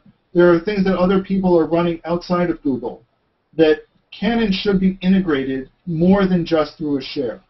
And we're getting there. We're getting there slowly. I just don't want to think that we're there yet. That's We're really not. my Nobody's biggest saying concern. we're there. Vic is there. Oleg, I think there are a lot of people that are saying, that are saying that we're there. They're saying that they're saying that the ultimate of social sharing is what we're seeing right now in the Google Plus stream, and I don't think they really get that there's so much more to do. Like what? And what really worries me is when Vic starts saying things like Google Plus is wonderful because it is the social glue between all of our products. We see very little, and I think it's more like it will be. Exactly. We see very little of that glue today, and that I think is the problem with me trusting what Vic is saying right now. I disagree. We're seeing progress. We're seeing more of this glue coming out as time evolves. You got to remember, you don't write code in 2 seconds, especially something on that level. Oleg, I know that as well as you do. That's not my point. Mohammed Mansour does. Maybe 10 seconds. Are we going to Mohammed now? Okay, we can go there. Your turn. No, I just I was gonna talk about real quick. I was gonna bring 2 things up. I don't really think Mohammed put up a post and folks read it and they reacted. And I don't know if we need to get into that, but I was just making a crack about how quick he was. He's really an amazing, talented guy at coding really fast. But what I wanted to ask, any of you guys who upload YouTube videos, I was curious what you think about the partnership change. Now, Oleg, I guess we can announce for next week, right? Can we do that, or should we wait till Monday? What do you think? Yeah, I think so. Yeah, go ahead. Yeah, we're going to have a killer guest next week. Yeah, I'll just say that it's a major YouTube, very very funny guy, and we'll save it for Monday or Tuesday. We'll announce. Again with the cliffhangers. Oh yeah. You know how that works. Oh, don't tell me you don't do that. Coming up, you probably tease. How many? Okay, be honest, Jason. Don't lie. You promise? I know you're an honest guy. How many times have you teased a story and run the little video at the end of every segment, and then you put in the last segment, and the actual video is probably less than of a length than some of your teases? Oh sure, yeah, all the time. I mean, it's all about the teasing. It's all about just drawing the eyeballs. No, but definitely, it's going to be a killer guest next week. It's going to be a lot of fun. It's going to be interesting. It's going to be lively, and definitely encourage everybody to watch next week. It's going to be cool. Well, Dan, to your question, a lot of times the tease is worth so much more than the actual product because you get people so excited about it. Yeah, it's just all about the sell. And some of it is often viral YouTube videos, right, that people would, like this intellectual, quote-unquote, intellectual crowd would rant about being in the What's Hot list, but that kind of stuff sells, the crazy cat video or the thing about this kid. Let's not get into that again. Maybe we should talk about Netflix. Next topic. Okay, what do you, just totally unrelated to Google+, but it's a Google product. The YouTube partnership change. They just announced, I'm not sure which of any of you have seen this or are big YouTube people, but they said that basically anybody who's approved for monetization is now a quote-unquote YouTube partner. But the old partners can upload a custom thumbnail and have more layout on their web page options.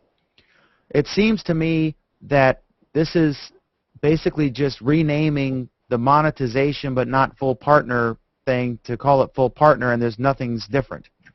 The only reason I would want to be a partner, the only reason, I can already monetize videos and I can upload any length I want.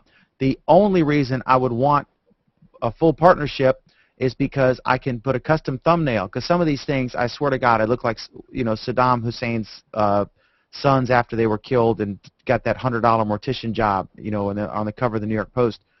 Just awful sometimes, and you only have 3 thumbnails to choose from. And I wish I could upload a custom thumbnail, and I wish I could doctor up the profile, the web channel a bit. But without those two things, there's no difference in just being able to monetize and full partnership. I mean, am I wrong? Any thoughts on this, guys? Or people, I guess I should say? You're right. Next topic? Nobody cares. Okay. What's the next topic? Let's see. New Google Plus mobile app. I think Alan's cat is going to... Is this Oleg or Alan? Or I did it, but I jumped the gun a little bit. Actually, I haven't seen... to be honest, I haven't seen it. They actually, maybe it was an automatic upgrade. My tablet showed that there was a Google Plus update yesterday, so I quickly put a post. But I'm not sure if my phone... I'll check it right now. Somebody said that you can now embed do richer shares, because before the shares were very just a line and a link, kind of like a Twitter deal. Now you can actually embed videos that are much more, you can have a video as part of it, and it looks nicer and all that. So I don't know if I can't tell on my phone that that's the case or not. I mean, well, the really big thing that I noticed about the native client for Android at least was that it now supports if you actually type a hashtag, it will actually come out as a hyperlink, which it didn't before. It'll just be raw text. Yeah, but that's nothing changed. That's all they changed. It's nothing. One of the things I'd love to see that was a nice little change. One of the things I'd like to see them do is be able to share to a page. That's one of the big things that would be nice to add. Okay, just for the record, after Oleg dissed my topic, we went to his topic, and he hadn't even he didn't know anything about the topic he added. Oh no, Oleg, it actually works. I just did it right now. This is what you got there? Tell me what's going on, Jason. Man. My Android, my Galaxy.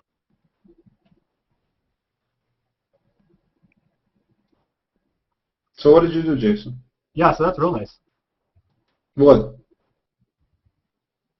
I think we're about to lose Jason again. Your internet's flaky. We can't hear you. Jason, your internet's flaky. Okay. One thing, since we're not doing that, let me say something to newbies, people who watch new. Pam talked about this. I just finished reading Guy Kawasaki's What the Plus book that he has, and that he just released. And I would say every single newbie that comes and wants to learn how to use Google Plus should read this book. The funny thing was I finished it one day before the major change of UI, so all of his pictures are wrong now. But that's a separate topic. But it's an excellent book that talks about all the different features, main features, talks about why and how you should use them. Not just what they are, but actually how to share and what ethics to use and what topics to use and not to use, and basically thinking, he's not telling you what content to create, he's just telling you about how you should go about following people and sharing things and using it, Hangouts, all that stuff. Excellent book, highly recommend it. You can buy it for, I think it's $2.51 at either Google Bookstore or at Amazon for the Kindle. Highly recommend it. To me, every newbie that's coming in, what Google should do is they should give this book to every single person who signs up, upgrades to Google+. It's only $2.50, really? It's $2.51. It's retail. It shows in the store. It retails for $2.99, so it's already a cheap ebook to start with. And it's got, it's got a couple of chapters that he dedicates to some topics like photography, where he actually has guests writing those chapters who are experts on the subject. Excellent book. I mean, I'm not a newbie user, and I certainly pretty much know my way around Google+, but I found some references and some resources in there that are very useful that I've never seen before, and highly recommend it. So to me, people kept talking about the fact that, newbies, they don't know how this and how that. Yeah, you know this, but they don't know this. Baloney, okay? It takes time to learn. Everybody can learn it. But if you want to learn it quickly and know what's what, get this book. Killer book. If it is it a little book? How come it's so cheap? It's an ebook. Guy and Guy Kawasaki is a stand-up guy. Oh, he actually gave it away for free for a while. Yeah, I got it for free. That's also the power of App Store scale. Yeah, I think it's neat, but I can't imagine how depressing it would be if you wrote a book and then like 2 weeks later they made every photograph in it obsolete. Yeah, and that's the good thing about ebooks, you can easily change it and redo it since it's not a published book. But but that's a separate deal. It's still very relevant. I still recommend to everybody to get this book because it's cheap and it's excellent. Very, very. We talked to him about coming on, and we're trying to get him on the show. So hopefully we will. Alan. Oleg, we've got a number of comments in the YouTube chat. In between talking about my cat, they wanted to know what phone you're using, and then they asked you to repeat the name of Guy Kawasaki's book. The name is called What the Plus. Okay, that's the name of the book, and basically the phone I'm using is Galaxy Samsung S2, which is right there. Looks like this, and running Google Plus, as you can see right there, and I got a cool background on it. So this is custom. Just kidding. It's just something you paste on it. But the book itself, let me come up with a link here. I think they may have a page called What the Plus. ThePlus.com. See. Yeah, I'm going to read that. Yeah, so if you go to whattheplus.com, it'll take you to a page where you can buy the book from Kindle or Google Play or iBook and stuff. So definitely recommend it. So go to whattheplus.com and you can get the book from there. Okay, cool. Awesome. All right, so we have Blogger has already covered that. Yeah, badges and stuff. What about this Facebook? Okay, Facebook buys Instagram, and it was funny all that Vic had to say about it in his interview with CNN.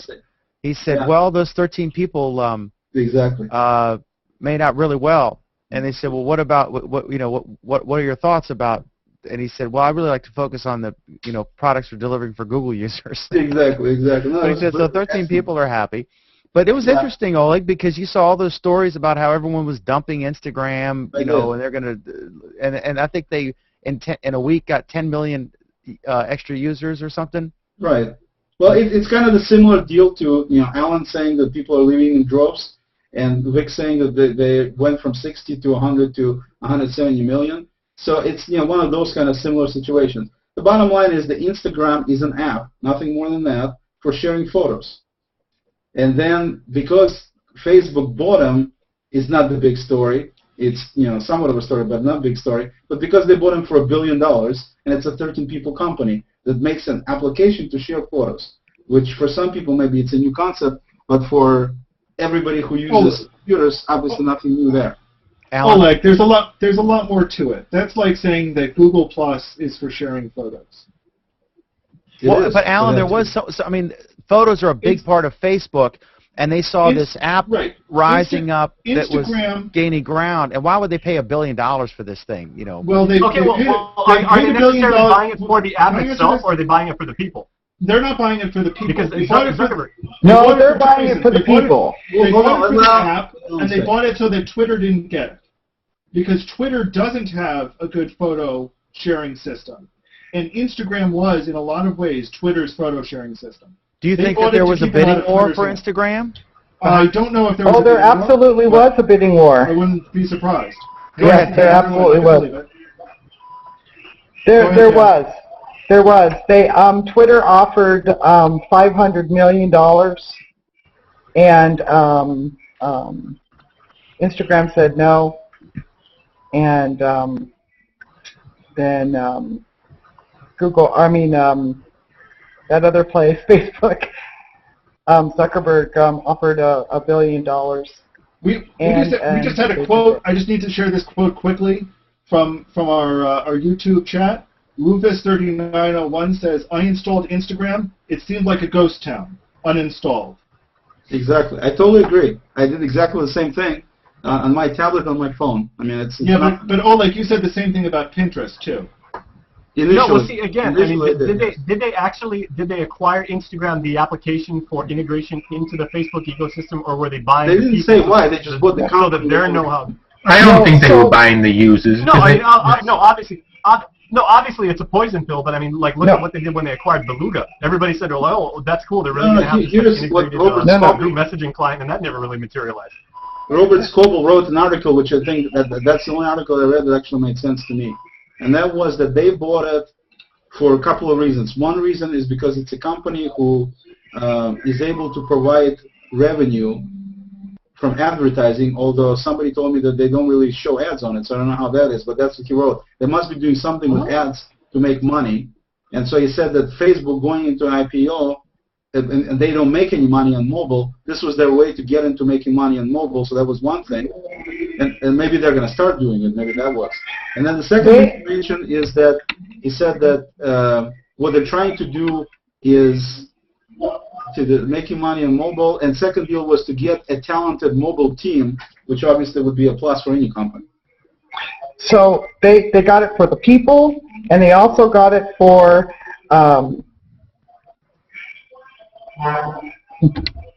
I lost my train of thought.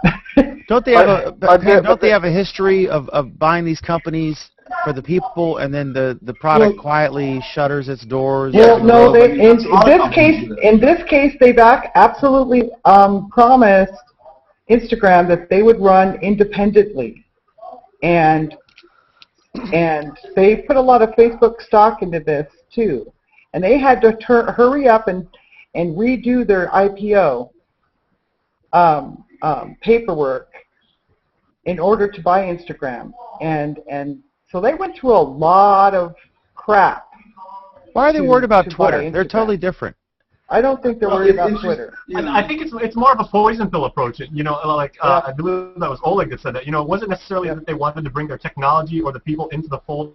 It was more, let's block the other guy from doing it. Let's get there first. No, they offered 500 million. million, we'll offer $1 billion. In terms of people who were, talented mobile team, and that's what Scoble said. They're very talented. Here's a question.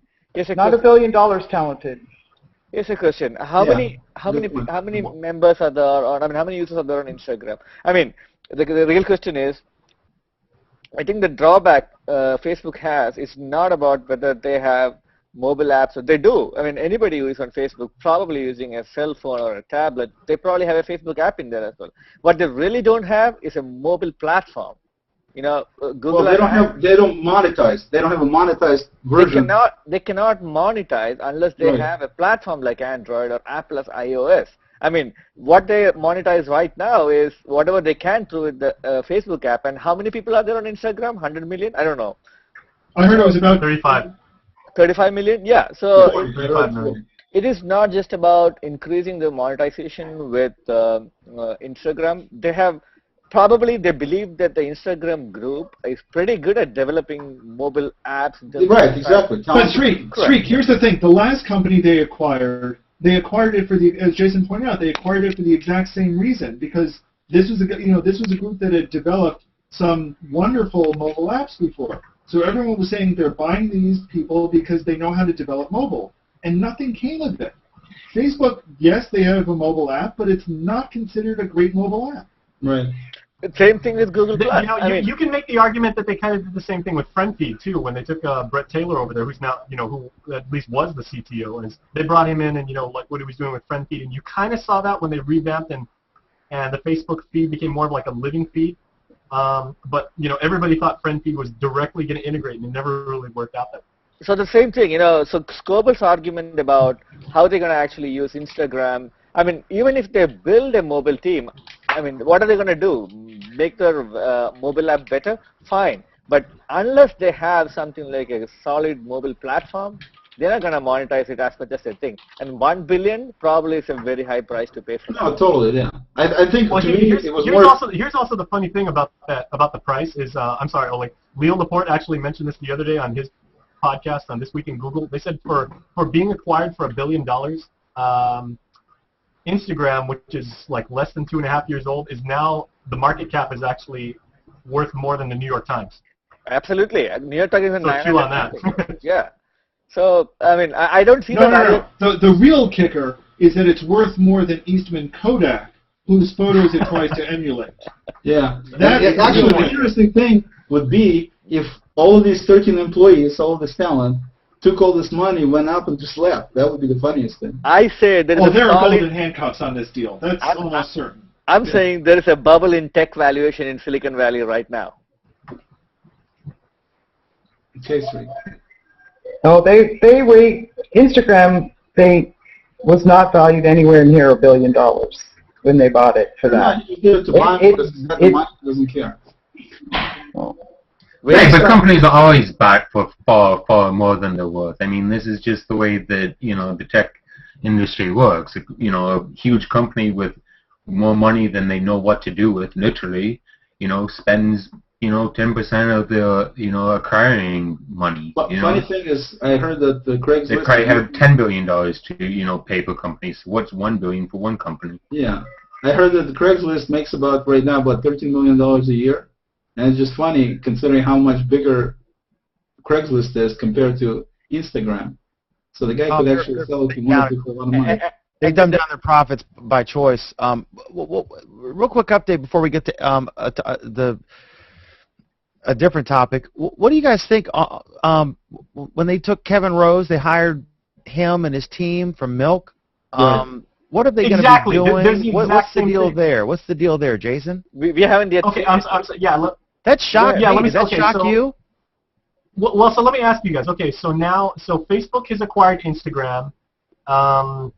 OMG Pop was, of course, acquired by Zynga, and then at least Kevin Rose and the majority of the team. I heard the designers or the programmers weren't taken. The designers were of Milk. They got folded into Google and everything. And in your guys' opinion, who got the better deal? Oh, without any question, Google. No question. Kevin Rose. Yeah. I don't. You're talking about Kevin Rose's joining Google as opposed to OMG Pop buying what's that? Draw something? I forgot. So yeah, Draw something.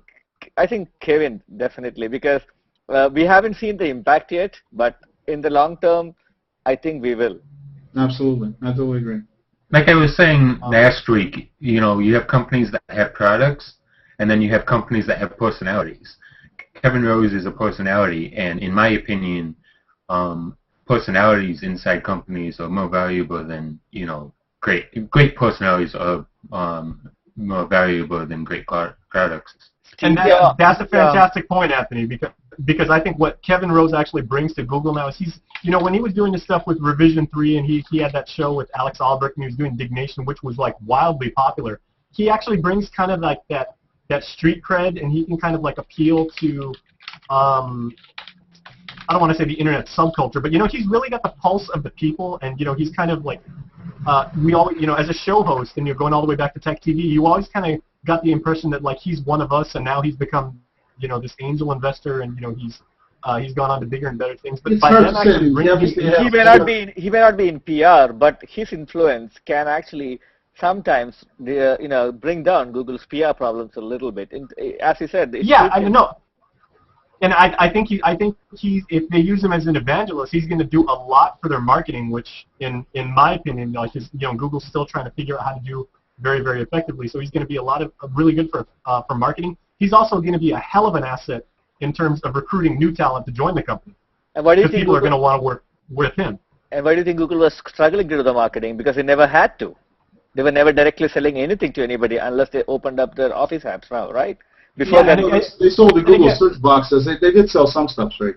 No, but not to the company. Yeah, again, this always comes back to the thing that Dan was saying at the top of the show when he was saying, their PR angle or their strategy is, this is the company that relied solely on word of mouth advertising and on virality to plug its stuff. They never had to do any TV ads. They never had to do any like mainstream stuff, and now. They're the Sheldon of internet companies. They're absolutely socially awkward geeks. They totally are. That's what they act like. That's so right. You know what, Pam? All this is possible. They're socially from Pam. They're socially awkward geeks. All this is possible because those two guys had the genius idea that search results would be more relevant if you base the results on how many other sites link to this site. And that's how and then all of this is stemmed from that. It was all a genius idea, when Colonel Sanders, after 3 bankruptcies, decided to sell chicken and figured out how to do it. And but he wanted to do a company, and they didn't. They didn't want to do a company initially. Dan, that makes me ask, if that is the algorithm, everybody knows, the page ranking algorithm is out there. Why is Bing not better than Google?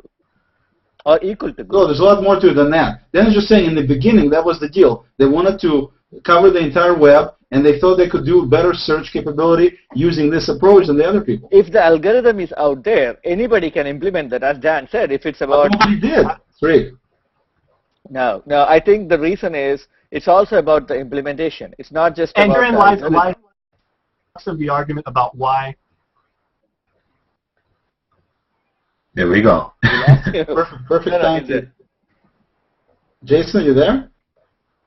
You, No, guys. I mean, It's that's It's like not the every case. time he has a big point to make, his internet here I am. crashes. It's like the island of Guam is conspiring against our show. I know. Are you back, Jason? Oh man, I think I am. Can you guys hear me? This is not an endorsement of Guam's technology. Are you like one of 3 people in Guam to have internet, and you all share like a POTS line or something? What's going on down It there? certainly seems like it right now. yeah. Yeah, it seems. Can you guys hear me? Go ahead. You were saying something. Let's give it another shot. Okay. Can you guys hear me now? Trying to test the If we latency. can Yes. pre-record your segment, you can mail it in. USPS. Yeah, Go I ahead. know. Go ahead, Or Jason. I'll you shut guys up. go ahead. You guys go ahead. No. You're okay now. Go well, ahead. I'm saying herein. Okay. What point was I trying to make?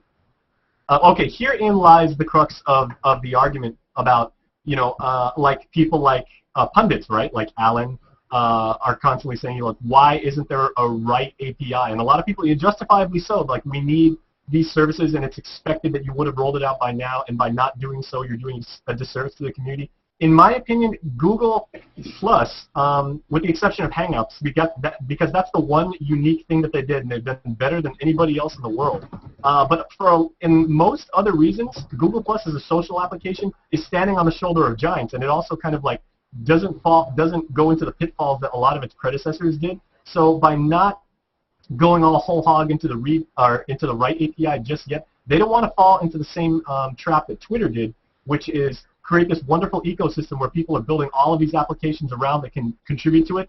But now they're facing a problem where they can't even build a business around it because everybody else controls it. Right. True. No, so that's definitely part of the problem. Yeah. And careful about putting words in my mouth, by the way, Jason. And Okay, I'm sorry. when Facebook buys Instagram, the web goes on steroids. I was reading an article the other day where one guy actually was interviewed. I forgot the website anyway. And then he was like, Google purchases like, what, 10 companies in a quarter or something? They could be small, they could be big, but they make a lot of buys. And it was named something like the Google Whirlpool or something. But everybody does it, Sri. Microsoft does it, Cisco does it, everybody does it. I don't know what's the hype all about. Anyway. All right, so I guess we have an exciting announcement from the Republican Party that they've chosen Google Plus and YouTube, right, as the official social network and YouTube or video streaming service for the Republican National Convention. Anthony, you saw this, and I'm going over to Facebook. This is kind of a coup, right? Because there is no Democratic convention, or I guess there will be, but it'll be a coronation. But there was no no competitive primary.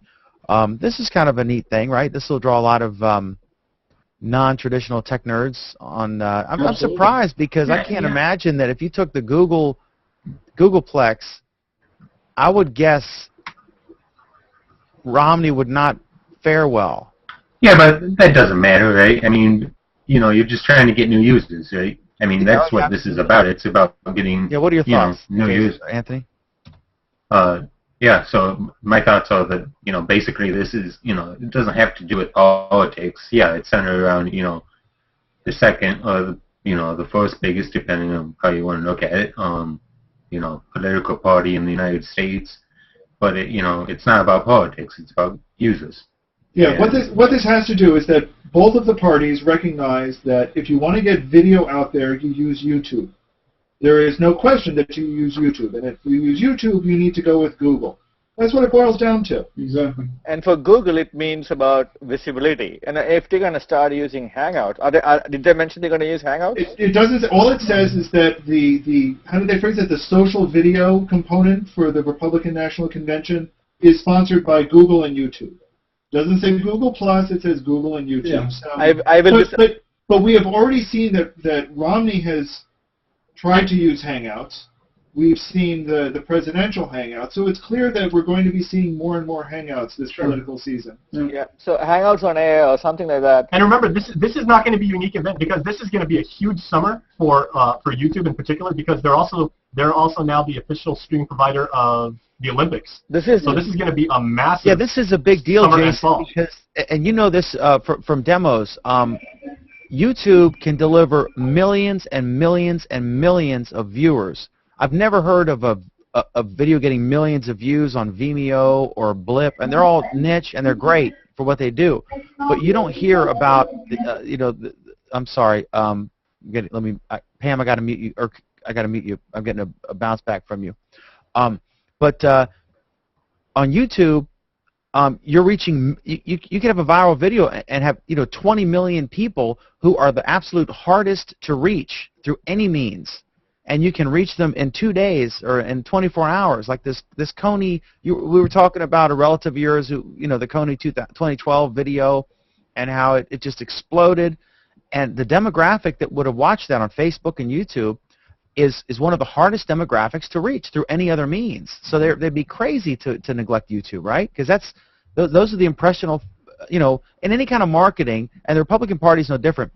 The older people have set their, they use Old Spice aftershave and Speed Stick deodorant and Kleenex, and Scott tissue, and I ain't changing, no matter what. I'm a Ford man or whatever. And so you kind of, the older you get, the more you get. You're not as susceptible to the new, improved, whatever product BS stuff that they do, but the younger people are, and so that's why everyone wants to target these young people, because they haven't decided on what cologne they like or anything, or what political party they're going to be. We've all had differing views as we've grown, but I think it's huge, right? Yes. Yeah, doing this for the Olympics and for the election, that is a massive shift in what we're going to know as not only being able to enjoy on-demand programming, but to actually enjoy real-time live programming over potentially, like any device, and like as long as you've got a decent connection, you can enjoy it anywhere. And with connected TVs, and assumedly when the Project Glass thing comes out, we don't know how well integrated that's going to be with video, with multimedia and everything. But what I think is going to be really interesting, and we'll see if this actually happens at either the convention or the Olympics or both, isn't so much what the professional streams of all of these things are going to be. It's going to be what are the amateur streams of all of these things going to look like. Is there going to be some convention delegate down on the floor who's got his camera holding, who's holding his camera up in the air and will be showing things and streaming them to a Hangout Live? And will that be on YouTube bigger than the official convention feed? Will there be somebody in the audience in the Olympics who's showing things from their point of view? What this is going to do, and I hope exactly, we do it, Alan, and I think it's going to be exciting. They're all going to learn about Google+. I'm sure all the Republicans, Newt, of course, knows, but obviously Romney's going to be the nominee unless he gets, as they say, caught, with the dead woman or a live boy in bed or something. But clearly they're all going to get on a crash course about Google+, right? And they're going to try to figure this thing out. And I don't think they necessarily all the networks are. will, all the media organizations will. I think they will. Yeah, fantastic. This is going to be a big boon because all eyes will be on that, because people are still curious how he's going to do, and there aren't going to be. I don't think there's any more debates until the mano a mano Obama Romney debates. And so this is kind of their coronation, and millions of people watch this. And there's lots of news coverage. All the networks are there. Everyone's going to be trying to figure out Google+, because that's going to be, a big part of it. Jason?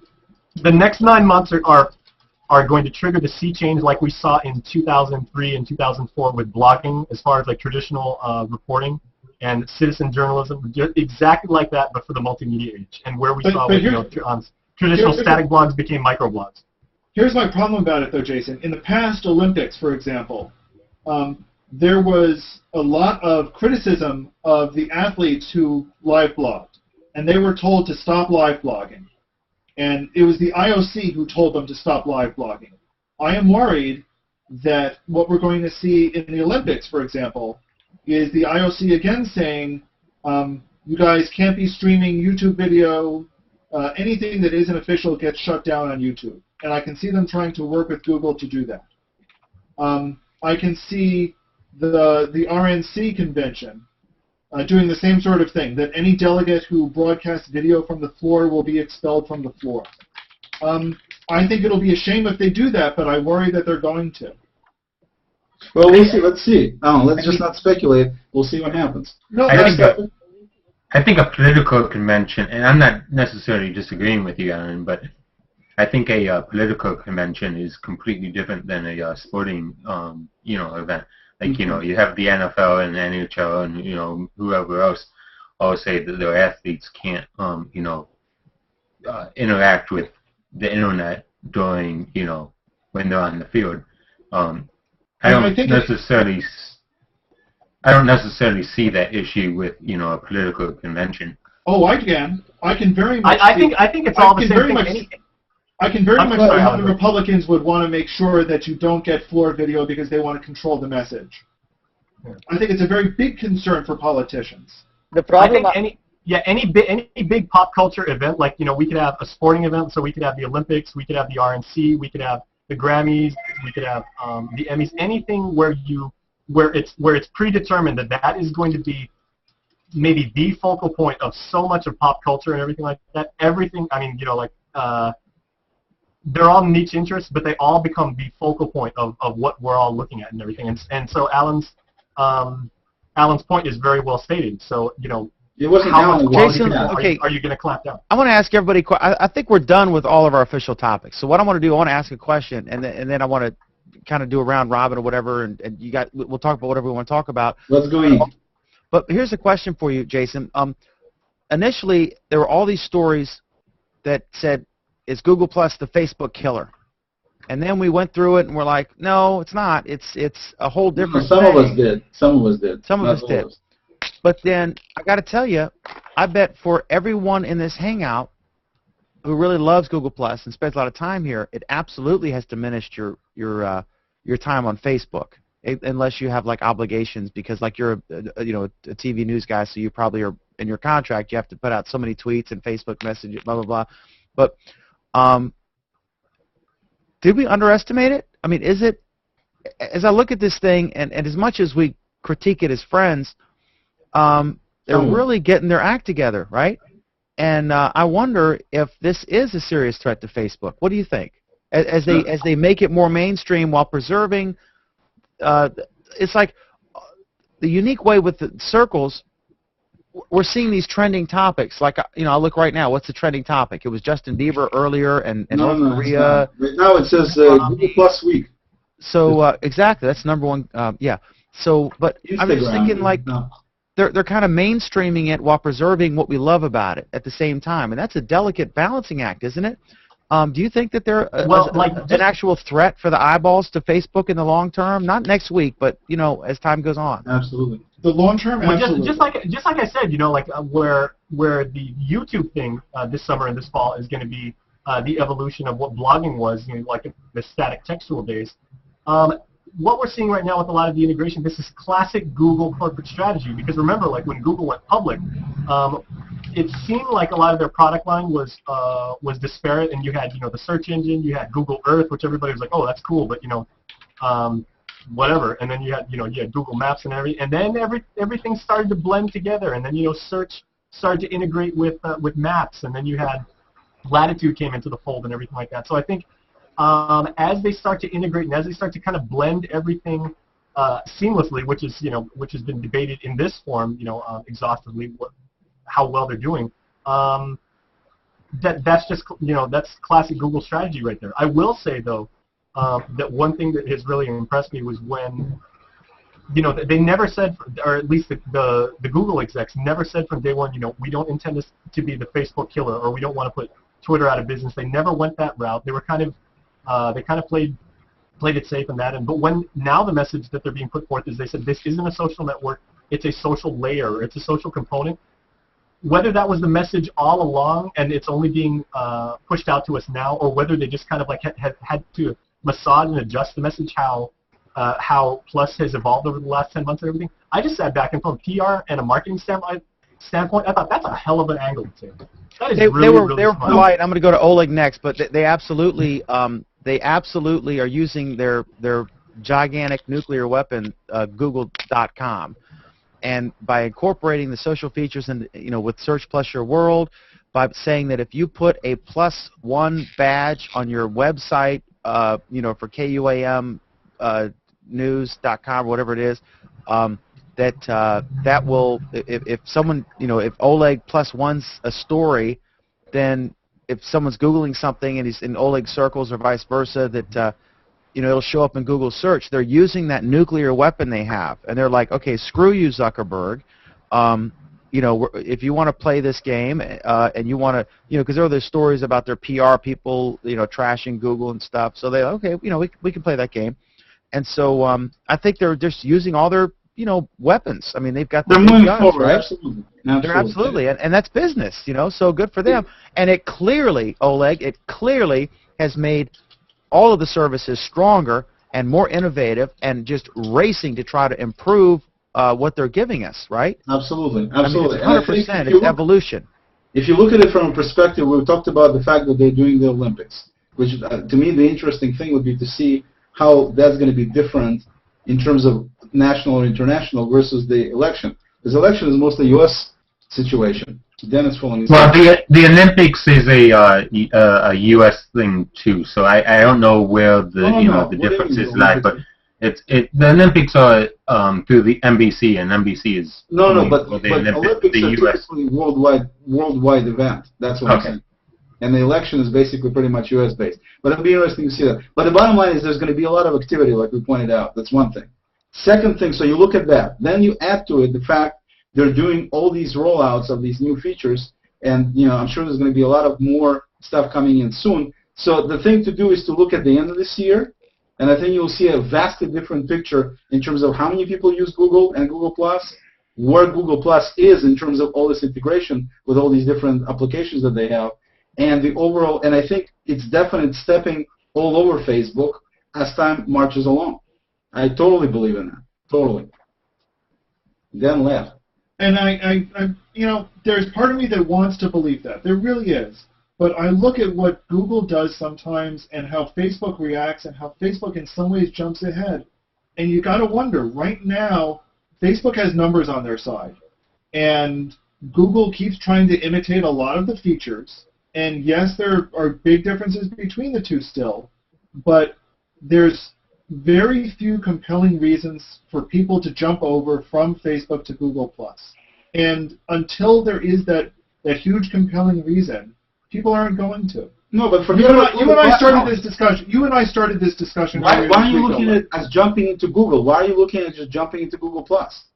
Because I don't think because that's how most people see it. That's how you see it. You're not on Facebook anymore. No. Most people I know on Google+ either left or mostly left Facebook. Most people on Facebook, if they've been to Google+, they were here and they dabbled, and they mostly stay back on Facebook. It's easy to say it's not all one or the other. And it's true. You don't have to, dedicate, an oath to one or the other. Right. But people tend to stick to one or the other. And that generally means that the way that Google is going to grow means that Facebook has to shrink. Right, and I think they will. Because there's a lot of things, when you're saying they're kind of the same, they're not the same at all. Facebook doesn't have search. They're very similar. Facebook doesn't have apps. What do you mean Facebook doesn't have apps? Of course they don't have apps. Smoking something? They don't have apps. Yes, they do. Like Google Docs? Those kind of apps. All the games are apps. Google's apps away. Forget those dinky little things where somebody can give you a cow. I'm talking about being able to have processing. Oleg, Facebook relies on its apps. Facebook apps blow Google's out of the water. I'm sorry. What apps? Don't get me wrong. I am an app developer in Hangouts right now. You're telling me? Every single news sharing system is an app. Every single page on Facebook is an app. Forget that. Everything. I'm talking about how can you Google forget Docs. it? Every single thing Docs. is an app there. I'm talking about Google Docs, the spreadsheet. I don't see Google Docs on Those are Google products Plus. or services, not apps. Well, they call them Google Apps. Okay, that's what they call them. And there is document sharing as part of Facebook. There is all of these things in Facebook already. They're there and they work. Gentlemen, well, can I have not seen a single person. Okay, let me ask you guys. So wait a minute. It's fine if I say I've seen 6 people, but you haven't seen anybody. Have you? Come on, Oleg. Have you? Yes, I have. Okay, show me an example of a business that uses Facebook for word processing and spreadsheet and office applications. Show me. They don't use That's the thing. They don't use Facebook for it. They use an app that runs as part of Facebook. That runs inside Facebook. Guys, we got a great comment from George Cozy. We always have great comments from George Cozy. He's the best kept secret, yeah. Okay, so this is really interesting on two levels. He said Facebook has numbers. Google has an array of products. Long-term advantage, Google. Exactly. That's That's true, but isn't Google admittedly moving into that same direction and taking all their different products into one thing? But if you combine all of their products, they're vastly superior than the sum of Facebook's products, right, Sri? No, but Dan, go Sri. Actually, we are confusing about the definition of products versus services. There was a time when Google considered each one of these as a product. Now, when you actually consider Google Plus, and then if all these products are considered to be services, it's a very thin line. But if Google Plus is one product and everything else is a service, then you don't look at them as product. Of course, as Alex said, all the Google apps and whatever, Office documents, whatever they do, that will remain separate product. That is the strategy what they're driving. While I'm talking, I just want to, before I lose my time, I just want to add a few things which I thought of telling you guys. Alan, there is no question about people jumping over in the future. No question about people jumping over from Facebook to Google Plus or vice versa or LinkedIn or whatever. People will use whatever they like. I'm never going to jump from Facebook. I use Facebook because I have a bunch of family and friends there, and I interact with them differently. I will use Google Plus because I love Google products. But we should not be looking at it from, are people going to close their Facebook account and coming into G+? No, that's not the way to go. Whether Google will be a threat to Facebook, it depends. It depends on what Facebook is going to go in the next few years. Are they going to get into Google's market of advertising? Are they going to monetize that? Yes, that will be a threat to Google also, in my perspective. Well, and we know they are. We know from this quarter's results that Google has lost market share in advertising. Let me complete. So, but they actually. I'm sorry. I'm taking it point by point. You can continue. I agree, but what I'm saying is, if you look at the profit margin this time, they had a 60% rise. But what I'm saying is, yes, they will. In my opinion, they will remain competitors for a long time. They will survive. MySpace is still out there. I don't know who uses it, but still it's there. That's the point I was going to make. They don't die, the social networks. They wither. Couple of points. First, you would use MySpace every week, and then every month, and now every 2 months. You'd check in every 6 months. Go ahead. Couple more points I have to add. Have you guys heard about the Ultra Music Festival which happened in Miami? This was streamed live on YouTube. If you look at YouTube video, there was 500,000 views. What I'm trying to say is, these are Republican Party convention. I'm comparing that to this. Does Google ever announce this? There is no advertisements. I don't even see anything. I happened to step onto this. Madonna was attending it. Madonna gave a live performance on YouTube. Just my point. Yeah, YouTube does like these, major live streaming things, like once a month. Yeah. And nobody knows. And another question Dan asked: am I surprised whether Google Plus came out good? No, because if you actually read a long, winding article by, I forgot who, I think it was from Forbes, I'm not sure, about how Google is preparing for this massive push and how Larry is actually building this. I forgot the whole article name, but if you read that and how they actually use the term betting the shop. I didn't think, but I didn't realize that they are actually pushing a strategy of integrating all the products into one platform until, I think it was Mike Elgin who actually put it up first there and said, okay, I think this is where Google is going to go. So my point is, yes, I was not surprised at all. But I expected a lot more, honestly, like Alan does all the time. That's all.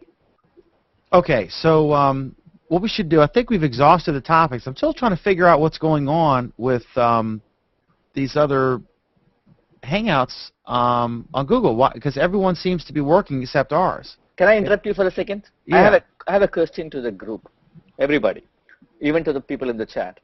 what reasonable number of users or upgraded users, a ballpark figure. I want an actual number, not, when people will start considering that Google Plus has arrived. I When think they you're asking surpass the wrong. Facebook. I think you're asking the wrong question, Sri. Why is that? Because I'm trying to think of the right way to put it. People really don't necessarily care just how many users there are on Facebook. Oh, they do. Every Facebook user says that, there are 800 million. How do you compare? Well, but they do because they need to know for when they come over what they're going to see. And I think this is where the whole ghost town myth comes from. So, but you still give me a number. And why it keeps feeding on itself, and why people don't believe Vic when he gives a number. And I don't necessarily think the 170 million is wrong. I don't necessarily think it doesn't mean they haven't arrived. It's a perception thing. It's very much a perception thing, and I think that's the problem. It's not perception. It's a situation where you have the plus. If somebody clicks on the plus on some page and they become a user, that's one user that they count in 170 million. That's all. It's not just about that. 6 months from now, if the same Vikram Dotra comes out and says we have 450 million people on Google Plus, I can bet you that another 50 million people will be curious to join. Sure. You know what? I think it's not a number of users. It's a number of friends. When you have 50% of your friends on here, you're going to be much more inclined. That is going to improve. Well, that's what's going to drive the threshold to drive much more adoption. It'd be like a snowball effect. Yeah. And then like another person at that point could still only have 10%, but when you're getting a lot of users that are having 50% of their friends that are on Google Plus, then all those people are going to join, and the slowly but surely it's going to be an exponential thing. You have 10% of your friends, you're going to move, you're going to get this many more users. The average amount of people now have 20%, you're exponentially going to move up. Now they have 50%, you're going to exponentially move up until you're at like Facebook. You probably the average user probably has 90 to 98% of their friends on Facebook, and I think that's when Google Plus is going to have arrived, is when it's a percentage of the average number of users, friends that are on this network. It's a classic case of being the underdog. It's like, at what point does the underdog overtake the alpha dog? So nobody has a number which is like the journalist, the tech blogger sits up and say, hey, the same TechCrunch guy or the Forbes guy says, oh, this thing is actually happening. No, because it's always going to be relative, because people are always going to relate that to where does Facebook stand right now and how competitive are they? What if I say 500 million? Then they're going to say that Google has a billion, that Facebook has a billion, and so what? And then they're going to look inferior. I think that's why. Did we just lose Sri? No, there you go. And I think that's why Google playing this numbers game is making a mistake. I think what they really need to do is. Did we just lose me? No. Okay. My screen froze. That's why I think playing this numbers game this way is a mistake. I think what Google really needs to do is the same thing they do with YouTube, for example. They talk about how many hours of video are uploaded per minute, because that's directly relevant to Google. That's directly relevant to YouTube. It makes sense. If they were talking about how many shares per minute there were on Google+, if they were talking about how many posts there were, if they were talking about how many photos there were, if they talked about how all of this sharing goes on, how many search plus your world searches are returned per minute, these sorts of things directly start to make you think, oh, wait a minute, this is what social sharing is all about. This is what the social glue is. It's not about 170 million users. It's about how we use it. My counter argument would be, you and I know very well, it is nowhere close to how we would imagine it to be integrated with all its products, right? So what if the numbers they have right now is something they don't want to publish? 6 months from now or a year from now, they think that they have a very finely integrated system of Google Plus and all the services. So you're saying at that moment when they come up and give a great number, that is how much the interaction is between all the services. That's when you think it's arrived, or has it already arrived? Well, I think that's the important part right there, because it's not necessarily what the number is at the moment. It's also the velocity. So you have to look at the calculus from point A to point B and how fast are you growing. Right, you got to be careful with these numbers, because your numbers have to be A, they need to be impressive, and B, they need to beat the competition.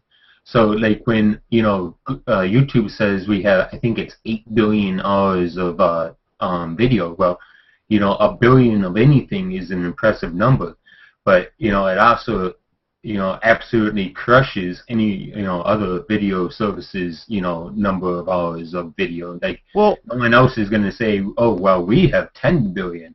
Well, if Google Plus wants to say how many pictures they have uploaded to Google Plus, Facebook's just going to come back and say, oh, we have double that. So you got to be very careful about releasing numbers, I think. But Anthony and Sarika, okay, listen.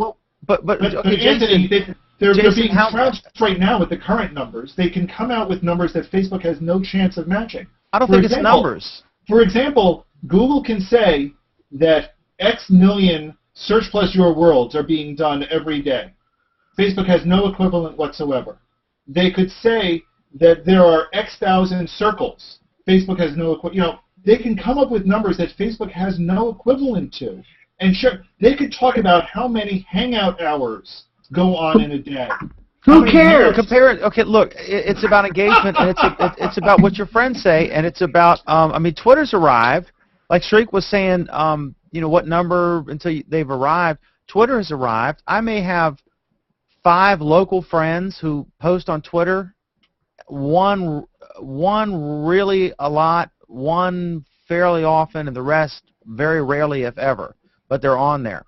I think I literally have more, maybe the same for Google Plus, or maybe more for Google Plus. Facebook, everyone I know is on there. Everybody. I mean, there's no comparison. It's like 100 to 1, 1,000 to 1.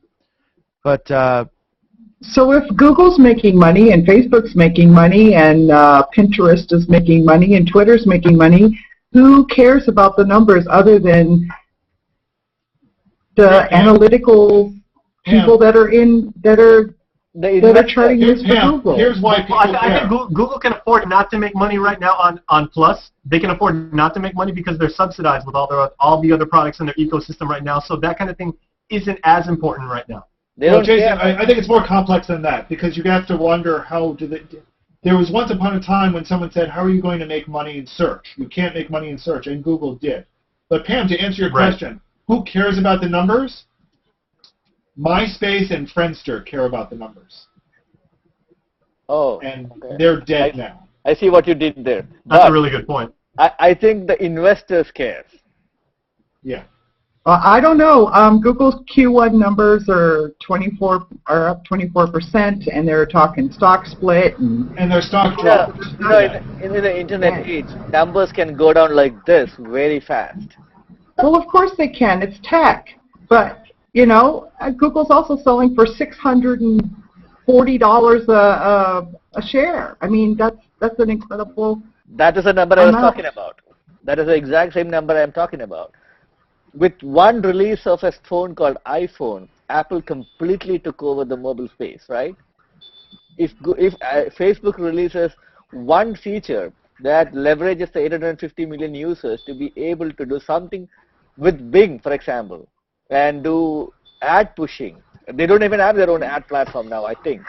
That could be a big difference in Google stock price. So everything matters. I think that Google is diverse enough with YouTube and search and Google Plus and all their other I love platforms Google. or whatever. Let me tell you this. There are companies everywhere in the history of the United States which was unbeatable and then proved themselves to be very, very beatable. Sure. Do you remember Alta Vista? Do you remember Yahoo and Alta Vista? BlackBerry, RIM. Yeah. I don't know what Mohammed Mansour thinks, but yes. I am not saying that Google will never fail and Google is the ultimate god of the internet. That's not what I'm saying. What I'm saying is how important are the number of users on Google Plus to Google right now, and I don't think that they care. I do. Like Jason said, because it is very important for them have, that the tool doesn't fail.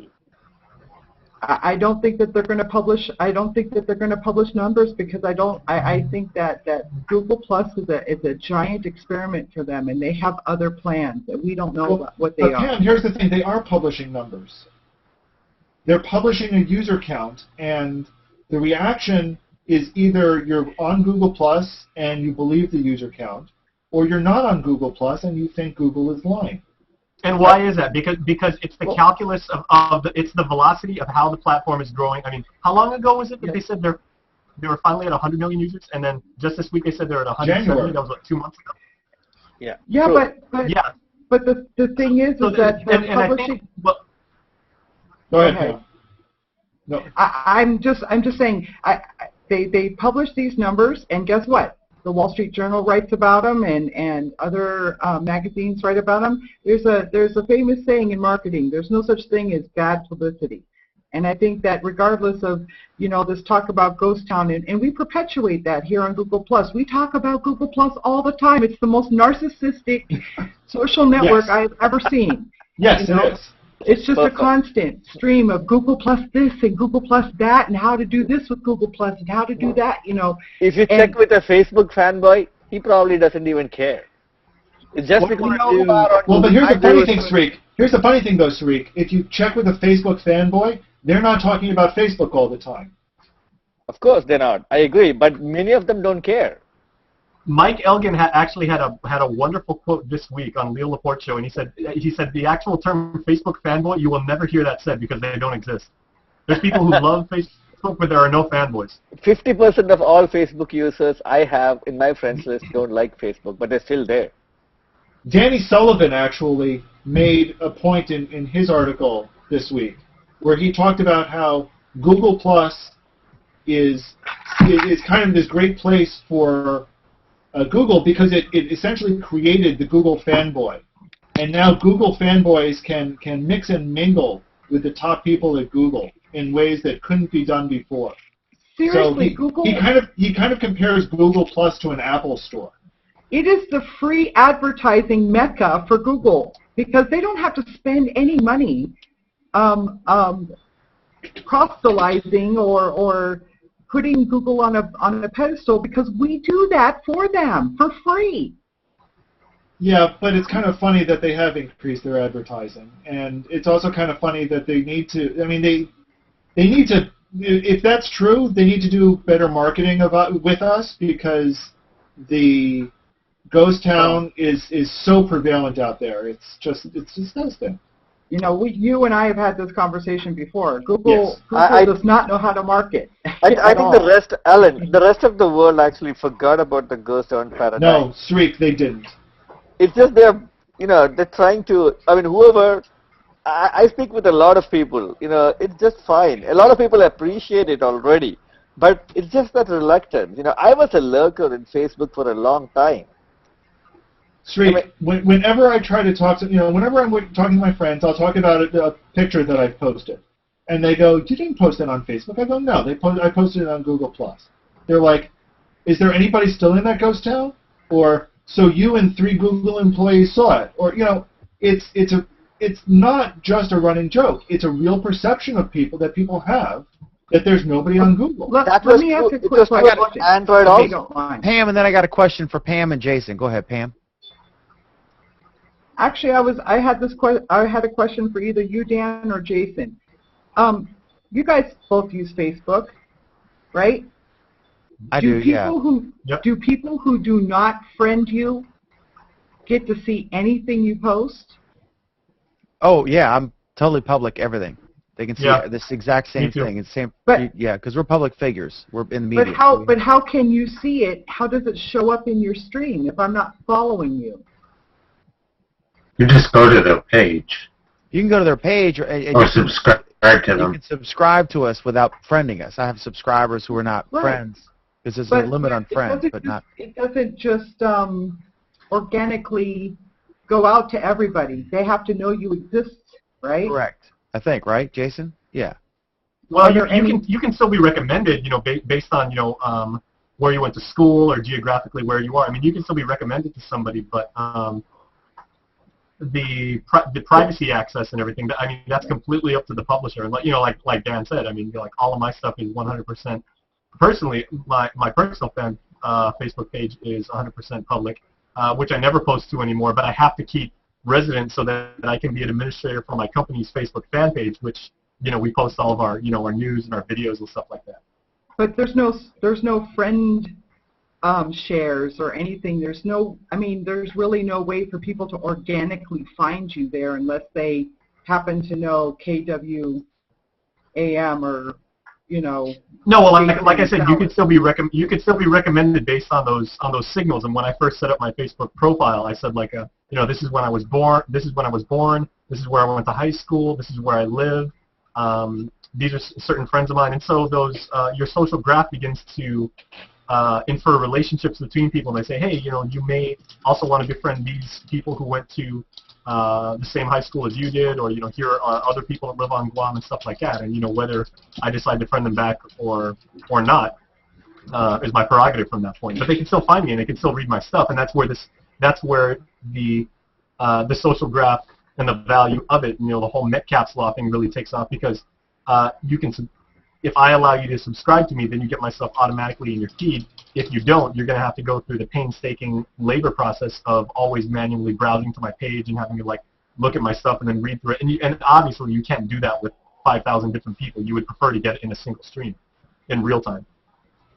Can I just interrupt? I apologize, but I wanted to get this from the YouTube chat before it scrolls off.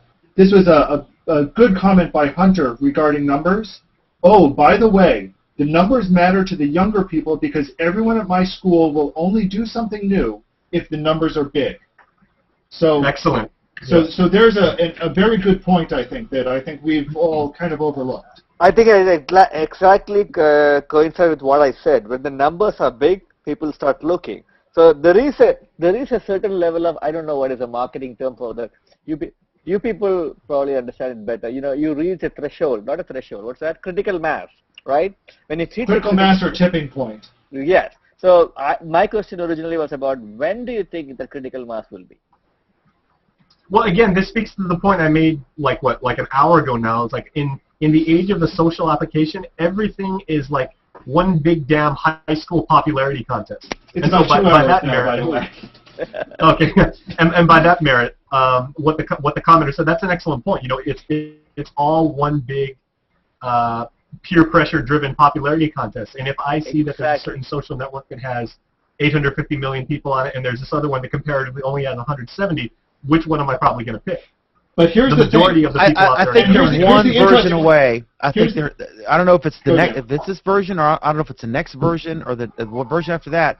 But I think Pinterest has shown us that if you do it right, that you can have an explosion in growth, crazy, and massive adoption. So I think they're on their way. I mean, they've improved dramatically since the beginning months ago. They have, but they're one version away from getting it right. I don't know if it's this version or the next one, but once they get it right with the power behind them, the footprints all over the place, they're and I think they're on their way anyway. Well, Dan, I've been saying this for 9 months now. What Google needs is the compelling reason, the killer app to bring people over, and they just haven't shown people what it is yet. I think it's Hangouts still. Dan, I think it's with Hangouts the YouTube too. Integration. Dan, here's the thing. I don't think they're one version away. I think it's here. The problem is Google hasn't been able to show people that it's here. Well, here's what I think about that. Go ahead, Jason. Yeah, I'm sorry. Here's what I think about that, because, Alan, that's a beautiful point, and if I can combine that with what Dan said a few episodes ago, which was absolute genius, I thought. So Alan makes the point that there hasn't been a definitive reason to come over to Google Plus and to use this wonderful platform. And then Dan said it a few weeks ago, like I said, where he said, is Google the Mensa of social networks? Is it the NPR or something like that? And I think that's a really good point, because if you see what Google did at the very beginning, and those that were allowed to use the platform in the field trial days, these were people in media, and these were creative people, and these were developers, and these were people who were interested in sharing their information, and these were experienced people in the web subculture. So what they did is they actually built a very strong foundation of really quality content and quality users that they know would perpetuate the system in the right way, and that's completely indicative of how they've built their company as a whole. They take the best of the best people in computer science, and so and as a result, they've kind of they built that foundation upon themselves. But Alan, that's an excellent point. Now it's like, okay, so they've got this solid foundation, they've got all this neat content on there, and they've got this rich level of engagement. How do we kind of extend that to now that the cattle's been let in, for lack of a better term? How do we actually make that relevant to the wider mass market? And here's the thing, Jason. I don't think it's so much how do we make it relevant. I think it's how do we show them that it is relevant. And that's a subtle difference. But it's an important one in this case, because it's there. It's already there, and Google keeps trying new things with I guess the theory that they don't think it's there, but it is already there. They just need to show people that it's there.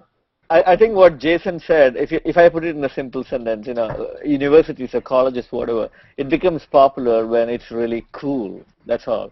When people start thinking, especially the younger generation, when they start thinking, oh, you're still on Facebook, man? That is the kind of attitude it's going to really push up the numbers. Yeah. But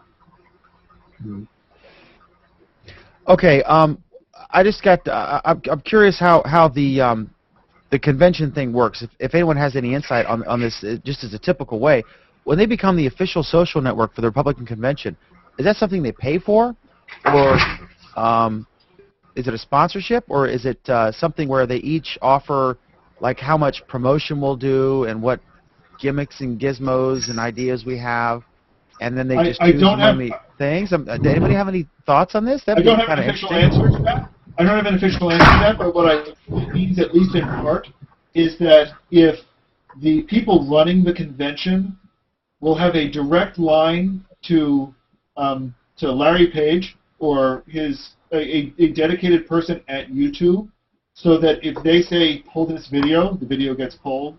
If they say cover this event, the event gets covered.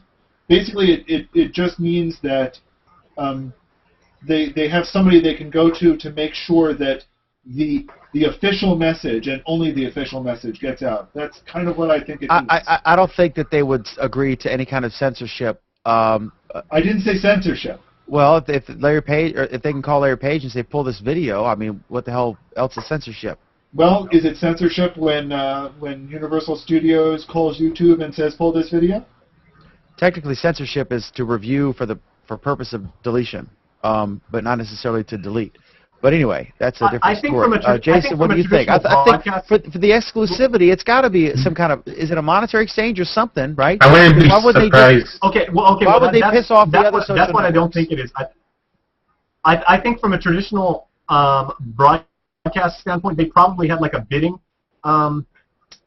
process, but not necessarily like financial bidding. They probably just said, put the best possible package together that you can and show us why you would be able to cater to this event over time, and show us that you've got the resources to dedicate to it and all the different platforms, and show us how even stuff that we don't know how to do, and show us that how you'll be able to cover this event and make sure that people get the best experience for this event, and not necessarily like, cut some huge check to cut everybody else out of the deal and everything, but just say, paint the best picture about how you can cover this and everything, and then we'll work with you. I mean, if it's not some high level people shaking hands and like Congress people and executives making some sort of a deal. Probably if they'd simply said, I'm gonna go to Pam next because I know you have a marketing background, but if they had they probably could have got the deal by simply saying, we'll put it prominently on Google.com. Even one line of text on Google.com would be worth, for that 45-day period, whatever it is, would be worth its massive publicity for people who just don't watch those kinds of things. Pam, what do you think? You think this is like they buy it, or, I mean, do you have any speculation? Because why would they, by choosing Google, they're declining YouTube and MySpace and Orkut and all the other social networks. I mean, they're not.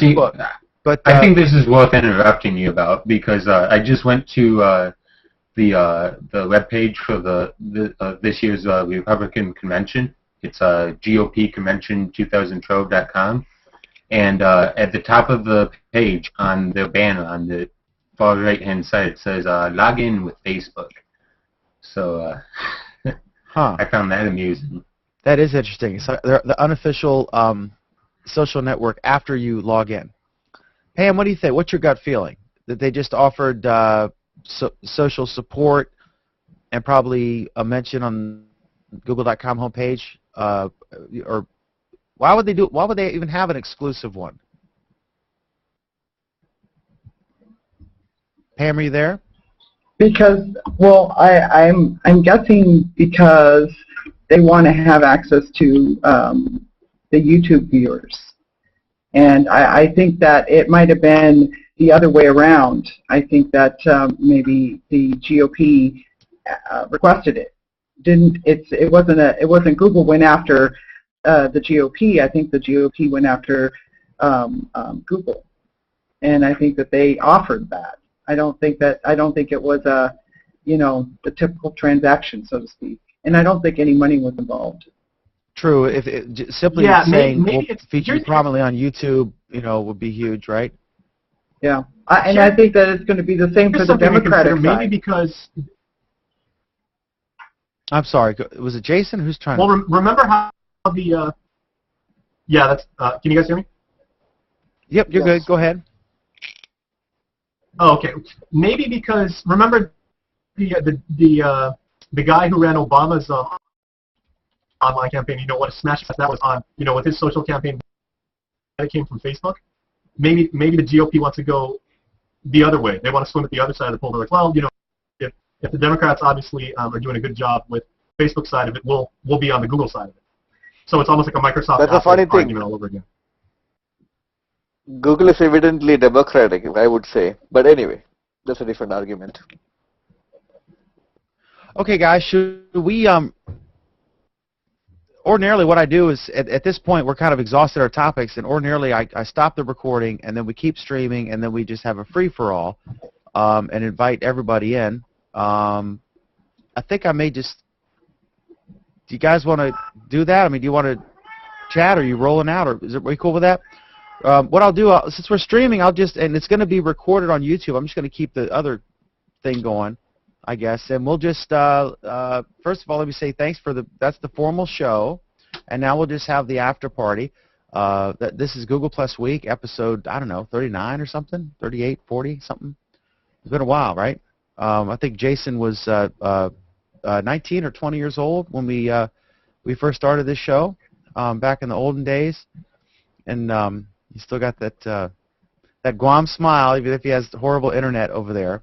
He's probably sucking up half of all of Guam's bandwidth with his Hangout, right?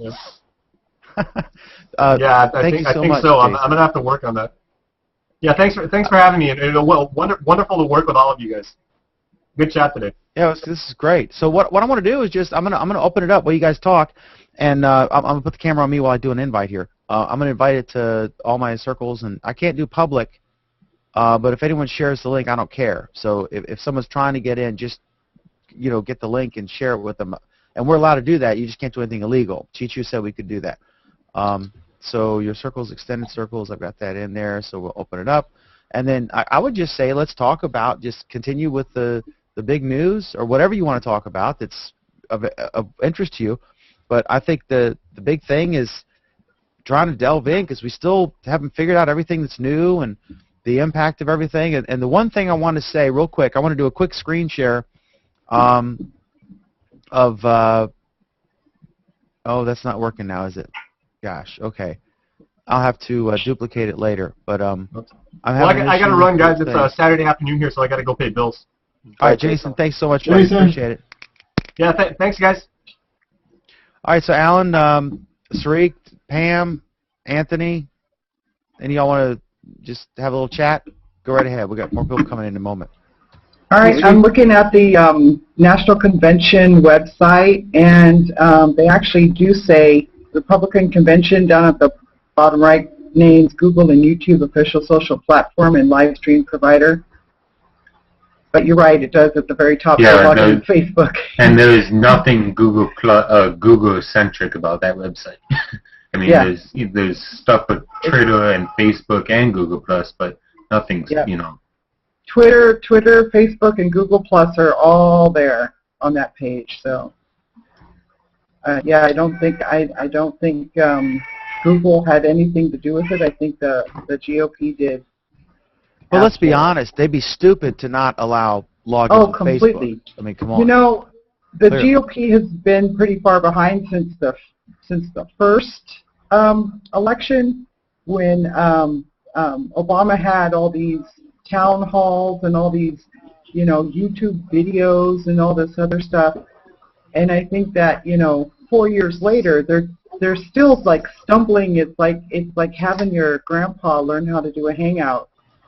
I just don't think that they've got their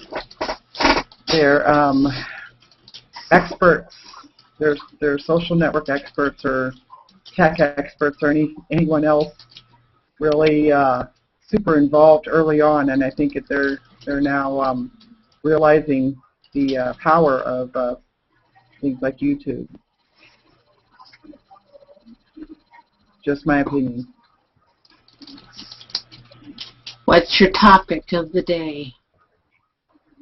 Oh, I don't know. We were kind of bemoaning the fact that really nothing much happened in Google this week. Not much. No, not much at all. Are we still recording? I believe he's published he stopped the Justin feed, but we're still streaming to YouTube and we're still recording to YouTube, of course. But he didn't say that. He didn't say that he stopped recording. I was just checking. Anyway, it doesn't Yeah, matter. he actually he didn't do a weekly sign-off, did he? Yeah, that's what I'm thinking. Hi, Sheila. Hi. How is it going there? You are in the Midwest, right? Uh-huh. We've got a storm brewing our way. Mm-hmm. Yeah. I think, Alan, I thought we had a great conversation today. I mean, it doesn't matter. We had like really left and right on a lot of topics, which was great. Absolutely. I mean, I haven't seen so much difference of opinion on every topic, but that's good. That's actually good because, you know, the more, as Pam said, the more negative articles I see on good websites, it's like Google Plus is always in the news, you know. I think it's, you know, I know that they say that there's no such thing as bad publicity. I don't agree. I really do think that the whole ghost town thing sent things off in a wrong track, and Google has not done a good job in countering it yet. So people know about Google Plus. The thing is, what they know about Google Plus is that nobody's there. Well, and I don't see how that could ever be good publicity. I think it's a matter of time. Just a matter of time. Android. Let's take Android as an example. Hey, real quick, let me weigh in on this because I'm a news guy, right? And I want to say I want to address this specific topic because what's going to happen? Remember, everyone's still curious about Romney and the presidential election, and during that convention period, they are going to do just like you see Face the Nation and you see on CNN, Anderson Cooper is doing Hangouts. Face the Nation is doing Hangouts. The first one they did, they pre-taped a couple days earlier, and then they aired, you know, excerpts from the show with a pre-selected panel. But they just used it as a tool. You're going to see. I saw one of those. It wasn't Judge Judy. It was one of those court shows I saw on a TV somewhere during the daytime, and I was watching, and they actually had witnesses brought in. I don't know if it was. I think it was Skype. But it was, they didn't actually bring them into the courtroom. There were a couple witnesses they brought in. I'd never seen that before on one of these court shows where they actually brought someone on Skype. You're going to see more integration with this stuff. And I know that I can imagine that Google is working feverishly with all the networks to teach them how to use Hangouts to get ready for this convention. And you're going to see it's going to be the Republican convention, but in the tech world, it's going to be the Google Plus convention. It's going to be the coming of age of Google Plus because for 4 days, and especially with the Olympics and stuff like that, you're going to see massive, join us in our Google Hangout. We're going to have a Hangout coming up, and they're all going to be just like CNN did that stupid thing with the hologram, whatever, was ridiculed by everybody. But you're going to see a positive effect, I think. I mean, yeah, they get beat up once in a while. The Ghost Town article, that phrase hurt, but it just brought to light the fact that all of us have, everyone we know is on Facebook, and 5 or 10% of the people we know are on Google+. And that's being generous, right? But that's changing now. I think this new interface is a big part of that. So I think you're going to see a massive publicity thing that's positive for Google when this Republican convention happens. And that's my opinion. And then you, Sariq, go ahead. Talk about what you want to talk about. Dan, quickly. Hunter in our YouTube chat says the show you're thinking of is Swift Justice. It was an actual court show. Is it Swift Justice? I don't know. He says Okay. it is. I'm just quoting. I'm just relaying Okay, to you cool. what's coming Yeah. through YouTube. But it was neat. I'd never seen that before, and I see more of an adoption of this. And I still see people saying in the chat, "What is going on here? What is this?" They're discovering this, and they're saying this is really cool. And the best thing was someone said that they're going to use a Google Hangout, that they're glad it's not banned in South Africa yet, they said, because they're going to use this for some kind of educational thing in South Africa to teach people things in a Hangout. And it's just, it's an amazing service. We can have 10 people. I use it now with my sales staff and my layout staff when we design sections for the newspaper. I'll get them all in there, and I can put them on audio, call them in a regular Hangout, not an on-air one, where you can bring in a phone call, and then I can tell someone else, can call this person, and we sit there and have a conference call, and it's just so useful. And I think people are just beginning to discover it because it's been a tech geek thing for so long that, but now it's going mainstream. Sariq, go ahead, and then you guys take it off because I'm multitasking here now. You know what our problem is? I mean, most of the people who is in the chat room or in the panel, we are all maybe not tech geeks. Yes, I agree that there are some tech geeks in here. I can point to people. Anyway, but we are kind of early adopters. We love technology. We like to see a new product. A lot of us really like Google products especially.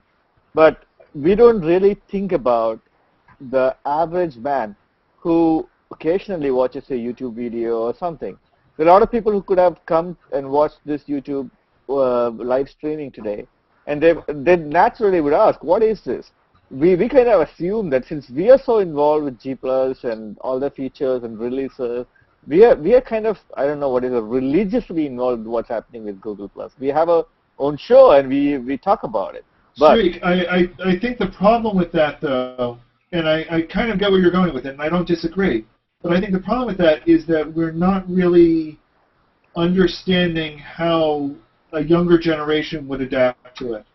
So, for example, a younger generation would not think twice about watching a show on YouTube or watching, whether that's a movie or a talk show or whatever. That's perfectly natural to them. What age class are you talking about? Are you talking about the college-going younger generation, or are you talking about... I'm talking about anywhere from 2-year-olds to high schoolers. Okay, so you're saying that they will adapt it faster? I didn't get your point, I'm sorry. I'm saying you're talking about how we're early adopters, and I'm saying no, we might be early adopters for our age group, right. But there are people younger than us who are, this is perfectly normal for. Okay. There's nothing surprising. No, let me. Hold on. Let me bring up a point that's exactly what you guys are saying, and I'm gonna get Scott to weigh in on this, because he's just joined our Hangout. When we were kids, you got home from school and you watched TV for a while, and there were 5 channels. Now there's 20 or 70 or 500, depending on what kind of plan you have or whatever. But you would sit there, and it was recreation, and you would casually watch it, and then you'd go deliver the papers or whatever job you had, or do your homework or whatever. But you would sit there on the couch and you watch television, and you would flip through the channels and look for something that grabbed your eye and interested you, and then you would stop and you'd watch it for a while. That's how most people use the internet. They're not like we are. And so early on, a lot of them were not finding an interesting show on Google+, and they'd go back to Facebook, and that's where their friends were and stuff. But they can say like, oh, well, I don't like it because all my friends aren't there, blah, blah, blah. The real problem was the user interface was a little convoluted, and the whole service itself was difficult to figure out for non-technical people, right? It was a tech person's dream. It was a photographer's dream. But it was not where your grandma or the soccer mom or your uncle who's not really computer, techie-oriented would find appealing. So that channel, they just snap by. I think the new user interface is beautiful. I think it's wonderful. It's not done, and there's still bugs. Right now, if people go to the Hangouts, they see we're on the top of the list or whatever, or close there, and they click watch, they get an error message, but everyone else is working, so there's still bugs. But I'm curious, Scott, what do you think of the new interface? What do you think of the changes they've rolled out? Do you think that this makes this channel, which is competing for there's a billion different things people could be doing on the internet than being Google+. Is this going to cause more of those casual, non-tech geek, non-photographer types to linger here and say, gee, this is kind of interesting, the trending topics, the UI, all that stuff? What are your thoughts? Oh, Dan, I do like the new UI that they brought out. I know a lot of people are going like, wow, it's all new and we don't want change. But hey, you gotta hang in there. It's good change, and it's gonna be for the good. I really like the new idea of having to be able to click on the Hangouts and being able to find out what is going on for Hangouts. And I think that's going to be an opportunity for the younger crowd to also find out what's going on out there.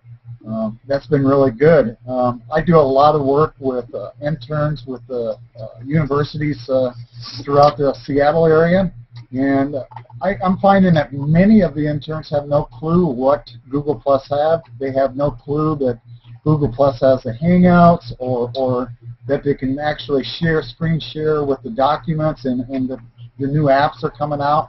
So I think Google Plus has been doing a lot of community work with businesses and a lot with the nonprofit sector. I think they would do a really huge effort if they would go towards the college kids.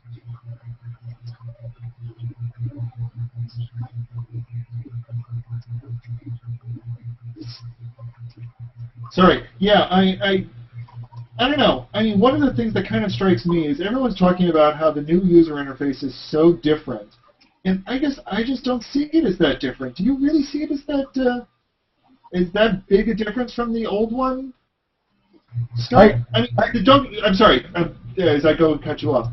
There are certainly things about it that are huge differences and huge improvements. The Hangout is a major new addition, and I think that's critical, and I'm glad they do it. But even there, I don't know, there's this big feeling I have about it that it's really not that big a change. I didn't feel it was that big of a change either, Alan. And I love change. If we don't have change, the world doesn't get any better, and this is a huge plus for me. I love the change. It's very easy to work with. I like the clean, easy way. But that's the key. It's easy and it's clean, right? It's not functionally that different, Alan. Alan, it's not functionally different. It's pretty. No. I want to cut you off there for a second because I want to probe this a little further. What is easier about this than the previous version? Not easy so much as pretty. It's nicer looking. You could have a mom and pop Italian restaurant that's kind of mom and poppy. I mean, maybe the waitress is out smoking when you're trying to order or whatever. Then you go to an Olive Garden and it's smooth and polished and pretty, and you can laugh or whatever, but I'm serious. There's a big difference. When you go to an Olive Garden, they got it right. It's beautiful. It's the same Cisco truck pulls up to the Olive Garden that pulls up to the large mom and pop restaurant, but Olive Garden and the chains are better. McDonald's is better. It's a burger joint, right? You can get a better burger at in some places or whatever, or a worse burger, but McDonald's really knows how to design the thing. It's real simple. It's easy. The drive-through goes fast, and that's what Google's working on. The functionality has been great from the beginning, but we're techies, and we figured it out, and we're like, oh, my God, this is awesome. People like Robert Scoble stopped blogging on their own webpage and started blogging almost exclusively on Google+, because people like that fell in love with the service. So we know it's good. The problem was it didn't have mass appeal because it was a little clunky around the edges. It was kind of hard to figure out. My mom asked me at a holiday, she said, I want you to explain Google+. She heard about all the fuss. I signed her in and made her an account, put a profile picture up, and she just didn't use it, you know. And you've had But the same thing with your here's the thing, friends. man. I think it's a design thing. It's not the functionality. We know the functionality is amazing. It allows for you to find No, people no, who share Dan. your interests. Dan, Awesome. but Dan, They need but more Dan- Steve Jobs stuff in it. here's the thing. They didn't really change the access to any of that. I mean, it kind of boils down to, you know, it's clunky, it's hard to use. It's still clunky and hard to use. It just looks prettier. Circle, in fact, in some things, they've made it even more difficult to use and less obvious and more clunky by adding these nice new features. Circles are now, you know, one step harder to use. Saved searches have been delegated to somewhere that people can't even find them. You know, Let's Oh, get yeah. Joshua in here. Joshua, you want to weigh in on this? Yeah, where are my saved searches? Your saved searches are now quite intuitively where'd it go? Under Explore. Explore, yeah. Oh, I think there was an effort here to you know, to follow maybe a person's stream of consciousness when they open up Google Plus and they say to themselves, well, what do I want to do? Do I want to hang out? Do I want to explore? And then, you know, okay. try to filter down from there. So, you know, if you feel like exploring, then you explore, and you can. That's where your saved searches would be, along with new things. You know. I Yeah, see. but here's kind of what worries me about that is that for a long time now, we and a lot of other people have been saying that, you know, it's about finding things of interest and exploring interest groups and so forth like that. And yet here they've gone and pushed that whole interest group thing off into yet another corner instead of really pushing it in a better way. The trending topics, for example, I don't particularly care. I'll be honest, I don't really care about trending topics. I might care about trending topics for my circles, but I don't have that. You know, there's nothing here that tells me about the things that I'm most interested in, despite the fact that what they're telling me is that Google Plus is for things you're most interested in. Mm-hmm. So there's this dichotomy But Alan, that I don't get. You're the rich white guy at the Republican convention. They're not worried about getting you. They got you. They're worried about the people in the middle. And that's what Google, you know, they got the tech Dan. people. You're an IT guy. Of course, you're here and you love it. But you're Dan, trying to get the regular people. No, and I that's get where they that. had a problem. Dan, I get that. And I'm not saying that trending topics are inherently bad. But what I'm saying is that if I want to know, you know, if I am a regular person who, you know, likes Justin Bieber and Lady Gaga, and I'm not going to discuss what my musical tastes are, but if I'm the sort of person that likes a lot of music groups, just knowing that Lady Gaga happens to be trending up and Justin Bieber trending down at the moment, that's not of terrible interest to me. What's interest to me is being able to find all of my groups, find all of my interests, and having them all right there on the page. But what they've been able to do, Dan, it's a few inches. It's 2 square inches. Come on. But why isn't it there? I mean, It's there because it's causing engagement, No. and you've seen people Dan, discussing why it. isn't it there? Why isn't it there is what I said. What do you mean? Why isn't it there? Why aren't my saved searches in that spot? Because with the number right next to it telling me how many new results from those saved searches are. If it knows that I do searches all the time for the up and coming great new rock group, the Who Knows, why isn't it always telling me how many other people there are that are interested in the Who Knows so I can connect to them? That's, you know, if they're telling me that Google is about connecting with people who have the same interest as you, but they're not giving me the tools to do that up front. At the same time, they're acknowledging that people are coming in here and who have not spent the weeks it took us to set it up and figure it out, and they're trying to capture them because they're not capturing them now. I mean, it's like you want them to, you criticize them because all of your friends come here and don't find it interesting and leave, but then when they try to make it mainstream, you criticize them for that. You want to have your cake and eat it too. This isn't about mainstream. Thank you, Joshua. I would think Lady Gaga and Justin Bieber and North Korea are the mainstream. But no, that's the thing. You know, if somebody who comes in who's really interested in, you know, alternative rock groups who like green hair, They're going to That's come in and they're going to mainstream. see North Korea and they go, what is this place? It's full of people who talk about politics. I don't care No, it was about in the politics. news I'm today. leaving. No, it was that's a cheap shot. They had Justin Bieber was number 1, Lady Gaga was number 3, North Korea was number 2, White Space remnant posts were number 4 or something, and then Right, but here's my some point. actor was number 5. It was the kind of stuff you would see people talking about on Facebook. It was exciting to see that. I thought it was exciting to see two artists, musicians who are popular with young people and in mainstream culture to be 2 of the 5 trending topics on Google+. That tells Sure, me but here's the thing. that it's no longer Those- the tech geek photographer sausage factory that it has been for so long. Dan, if the young person comes in and he sees that, he's going to see North Korea sitting in the middle there and goes, what in the world are they talking about on here? Why Maybe do he'll I click care on about it and he'll North Korea? find the funny video of the rocket shooting at the guy's butt, or if he clicks on Justin, Bieber or whatever, he'll find whatever they want. If they're interested in those things, they're not going to click. I mean, but again, it's But Dan, this that's much exactly my space. point. No, Dan, that's exactly my point. The trending topics list and that space there should be occupied for things they're interested in. It Let me should ask be this. It's a discovery would it engine be too. It's creepy? not just let's look at the same things. It's this is what it's a legitimate thing. It's like the what's hot list, but instead of propagating your stream, it's 5 simple lines saying these are the 5 hottest topics, and then you click on it, and then you might find something that interests you, or you might not. If you choose to click on it voluntarily, no one's holding a gun to your head. No, Dan, I agree with that. My point is that...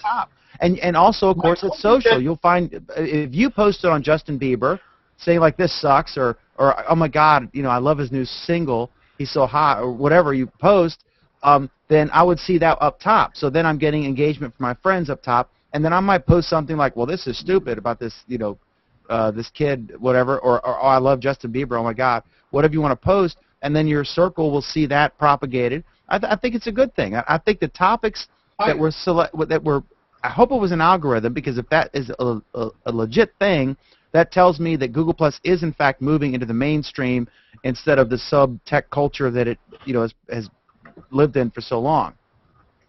Saying it's part of the sub-tech culture that's lived in for so long is kind of a bogus argument, considering that Britney Spears was the #1 person with the most followers for ages. I don't buy that. The people who are As posting, necessarily a strict the measure. people who are talking, come on, the people who are active the most, the folks who are using the service, I think that's a fair characterization, especially early on. It's changing, though, and I think that's a good thing. I'm saying it's changing for the better. It's becoming more mainstream. I'm not saying, Dan. They're trying to get the Facebook people without destroying what we loved so much, and I think they're doing a good balancing act there. I'm saying I don't think they're going far enough. I don't think they're actually going to. I don't think they're actually doing things to make people believe that Google Plus is actually relevant to them. All right, Sreek and who else? Y'all carry on. Alan, it's a young product. What has it been? 10 months? I don't know. It's been just I mean, I understand everything you said, and I totally agree with all. I wouldn't call it frustrations, but here is what I'm saying. I am purposefully not willing to be frustrated. There are so many things which I see, exactly like what you said, the trending topics and the saved search. I have a lot of saved searches. I would like to see them. I would like to see, but at the end of the day, Alan, how do you classify you're one who wrote an extension for Google Plus, right? Not an extension, an app for Google Plus. You as a user and the way you think about using Google Plus could be extremely or completely different from how an average user who spends half an hour on Google Plus is using it. So, but Sreek, here's my point. It's more like what I'm trying to figure out, and what I'm trying to advocate for, and what I'm trying to push for is for a regular user, which we seem to be always talking about, and you seem to always be talking about it as if I don't know what a regular user is.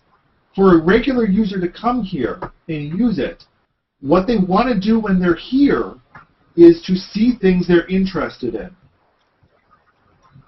seeing North Korea on a trending topics list is not necessarily going to make them believe that this is a place that has what they're interested in. But isn't so the question then is, how do you show them what they're interested in? And we've talked about this a lot in the past. And what I'm saying is, what you want to do is you want to have something like a trending topics list that you're interested in. And how does it know that? Well, that's where it goes to your past searches, and it knows what your searches are. That's when it looks at your friends' circles, and it can use those. But then everybody says it's creepy. Then everyone. No. I think what Alan is saying is you should be able to select or list down your interests or somewhere, and then when you come in, you will know among those top. So you're not implying that Google uses what they know about you to produce a list of things that they know that you will like? Because then everyone's going to say, oh my God, these are the things I've searched for in the last week. This is No, it's not about just search. What he's saying is, if you, for example, a lot of websites try to capture your interest when you sign up, not just social networking websites, right? So they already know what you like. So I'm not saying that you should get a stream based on what you like, but at least it should show you, okay, you like Harry Potter, right? So if among the stuff you like, if anything is trending, you should be able to see them up there. Is that what Alan is trying to say? That's along the lines of what I'm trying to say. Yes. Okay. And I think it's a complex algorithm, and yes, I think there's going to be some creepiness elements to it, but I think also what they need to be able to show people is, why is Google Plus relevant to you? And trending topics isn't it. It doesn't go far enough. That is a much, much different topic. Why is it relevant? People come on a new site. There's different types of people who comes on a new website and tries it out. One is out of curiosity, right? You hear from a friend, this is great. Second, somebody tells you, and then they actually, I have personally shown how to use the website, how to circle, how to do a hangout to a number of people. 50% of them, they started using it. 50% of them didn't like it. If I can't say they didn't like it, 90% appreciated it, but they didn't find anything new. They were like, okay, so why do I need it? I have everything I need already on Facebook, right? So that's where, even though Google never imagined it, that's where this whole paradigm of you are going to circle people based on an interest coming in, because Google realized that if you're just going to try to push people to get all their friends and family in here, and if they're unsuccessful about it, then you cannot, it is a failure. So, we know the design problems we had when there were like thousands of people in each other's circle, which Google faced. Notification is an example. In my personal belief, what's going to happen is the adaptation is going to be, right now it is like, 30 million or something per month. I don't know. From 90 million over a 3 month time period, it became 170 million people who upgraded. It could be accidental upgrades. It could be forced upgrades. People buying Android, they are supposed to sign up with Google and automatically signed up to Google+. My bottom line, I really like one point you said, or was it Jason Salas? I forgot. They already have a core set of users who are producing great content. Now, when I say producing great content, that's also kind of oxymoronic, because 70% to 80% of everybody on Google Plus does exactly what people do on Facebook. They copy a link or take a picture and post it, right? So in terms of content, yes, it could be much more, interesting to certain people. Everybody is different. A man on the street, I'm not saying a common man, if he uses Google Plus or even Facebook, the only real value addition he gets on using Facebook is his family and friends are already there. That's the only major difference. If somebody is going to come on, a common man, if he's going to come on Google Plus, if he doesn't see his family and friends, that's a big drawback. No amount of content for an ordinary person who doesn't really care about going and reading all the stuff is going to change it. Then, Sreek, you've now run into the problem that we've given people absolutely no reason to come here. Absolutely true. So that's what I'm saying. Then you've just doomed Google Plus to failure. No, but I believe in it, because what I'm saying is, if people take their own time, you try out Hangout one, you try out posting, you circle a few people. See, it is a cumulative effect. I see people trickling into my family and friend circle every other day. I have a huge family. Let's admit that. Let me admit that. And no amount of members can actually fill what I have, whatever. So what I'm saying is, I see every now and then. Some people respond, some people post, some people stop posting, some people stop commenting. But it doesn't matter. I don't really care. What I'm saying is, I find great engaging people on here. I interact with a lot of people. There are a lot of new people coming in every other day, or every day I find a new person who is really cool. I circle the person. He might circle me back. I don't really care. But and I don't really have the time now to go through the entire stream every day. I just look at it for like a few pages, comment on it, or look at posts by people whom I really care about. When I say whom I interact with, my entire point is, I've said this before, I don't really think Google really had a good idea about how this thing is going to evolve. They have the tools in place, agree that they are messing up a number of stuff. They have a great new design in place, which we can agree to disagree. But going forward, I think they will still continue raising those numbers in terms of people signing up for Google+. A lot of people will stay. A lot of people will absolutely hate it.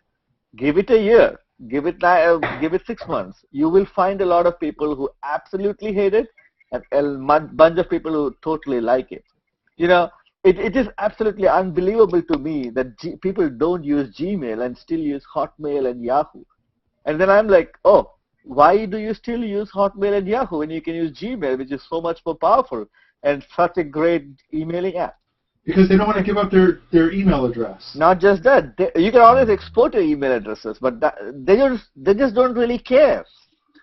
They don't care. They are happy with Hotmail. Why do they want to change? You have 400 million people on Gmail. That's a very small number. If you consider. Right, and this gets back to what I keep saying, and I've said it at least 3 times this evening, and I've said it at least 10 times this week. Google hasn't given people a compelling reason to come over. I don't think they should try to. My point is that they create a product.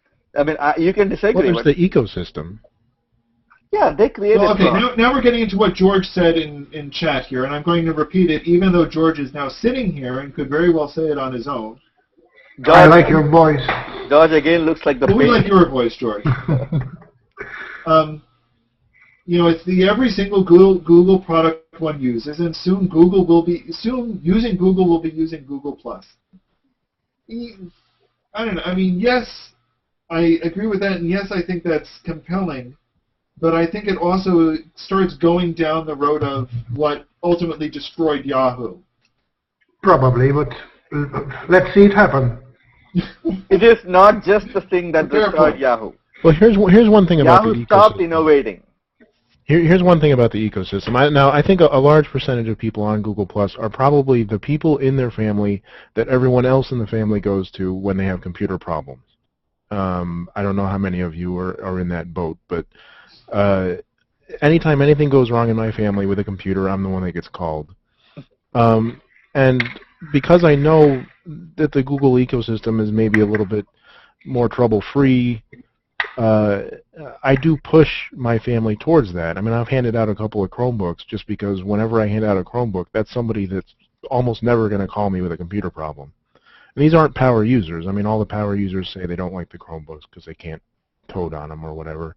But I think having this core group of geeks is having a core group of people that, they kind of evangelize to everyone in their family. I'm no geek. But I think a large percentage of just people hang out with them. Yeah, the reason why, I'm sorry to interrupt you, Joshua, but here is something I found very funny.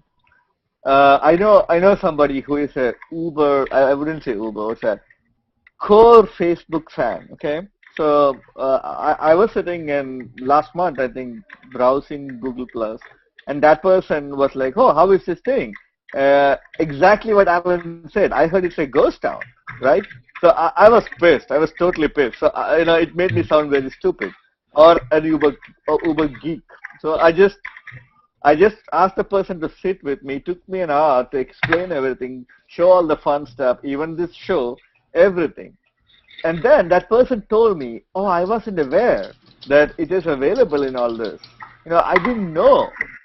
And then that person was very excited. I should try this. But the fact Right. is, You see, Sariq, I never say that Google Plus doesn't have the compelling features. I say that Google hasn't given people the compelling reason. It's not that there isn't a compelling reason, it's that Google hasn't given it to people. so that's And a marketing problem. But I think they don't haven't realize- had to market yet, really, because it's growing so fast. I mean, yeah, okay, it's not anywhere as near as Facebook, but it is growing so fast. Well, They Facebook haven't. already My has- concern about that, though, my concern is that there's been so much negative press about it, and they've had so many problems that I really wonder if they've kind of cut off a lot of their potential user base from coming back for a very, very long time, if ever. Alan, I think the Zuckerberg press is going is to pay bloggers partisan. to say bad stuff, no matter how well. Alan, I think the press is partisan. If you look at it, it's the same website. Anything Google does well, I mean, especially after the Google Plus release, I mean, it's the same website, same journalist. I don't want to pick names here, trying to criticize anything new Google does or Google Plus does. So it doesn't really matter. This after some time. But Sariq, it matters because people have picked up and it becomes the public perception. Even if Google Plus had everything tailor-made like how you want it or how everybody in the world want it, I can still bet the same journalist will find a problem. But Sariq, here's the thing. To counter the Wall Street Journal article, there was the New York Times article. Yeah. That Vic went on and gave I believe that's where what the 100 million number came from. Okay? Right. So here they went to their friends and a nice reputable newspaper. They got their number out, and then immediately after the 1 million, the New York Times goes and questions whether this number is valid. But that was an Google open just- piece, right? No, wasn't it? No, I don't remember, to be honest. See, if they start questioning the numbers, I'm pretty sure it's an open piece. Because Well, no. When I say questioning the numbers, what happened is they said, yes, but this number, Vic's comment is telling in that it is Google Plus enabled, not people using Google Plus. So here they went and questioned as part of the article the integrity of Vic's numbers. And Absolutely. these are their friends. They know what their enemies are doing. I still see, we don't see articles. There are thousands of articles out there which criticize Facebook every day. I see, for example, let me ask you this. Vic put this point up in that last interview very correctly. Somebody asked, like, how do you measure engagement in Facebook terms versus Google Plus terms? I have been telling this right from the beginning. Facebook says they have 850 million users, right? And they are saying that they have like 300 to 400 million active users. And their definition of active is, that's a very big question mark. If I am on Wall Street Journal website, I put a comment using my Facebook login, they consider it active. If I just do a Facebook like on some website, and if I don't even want to post it on my Facebook page, they consider it active. Facebook is a single website product, right? So that comes back to me asking you guys all a question.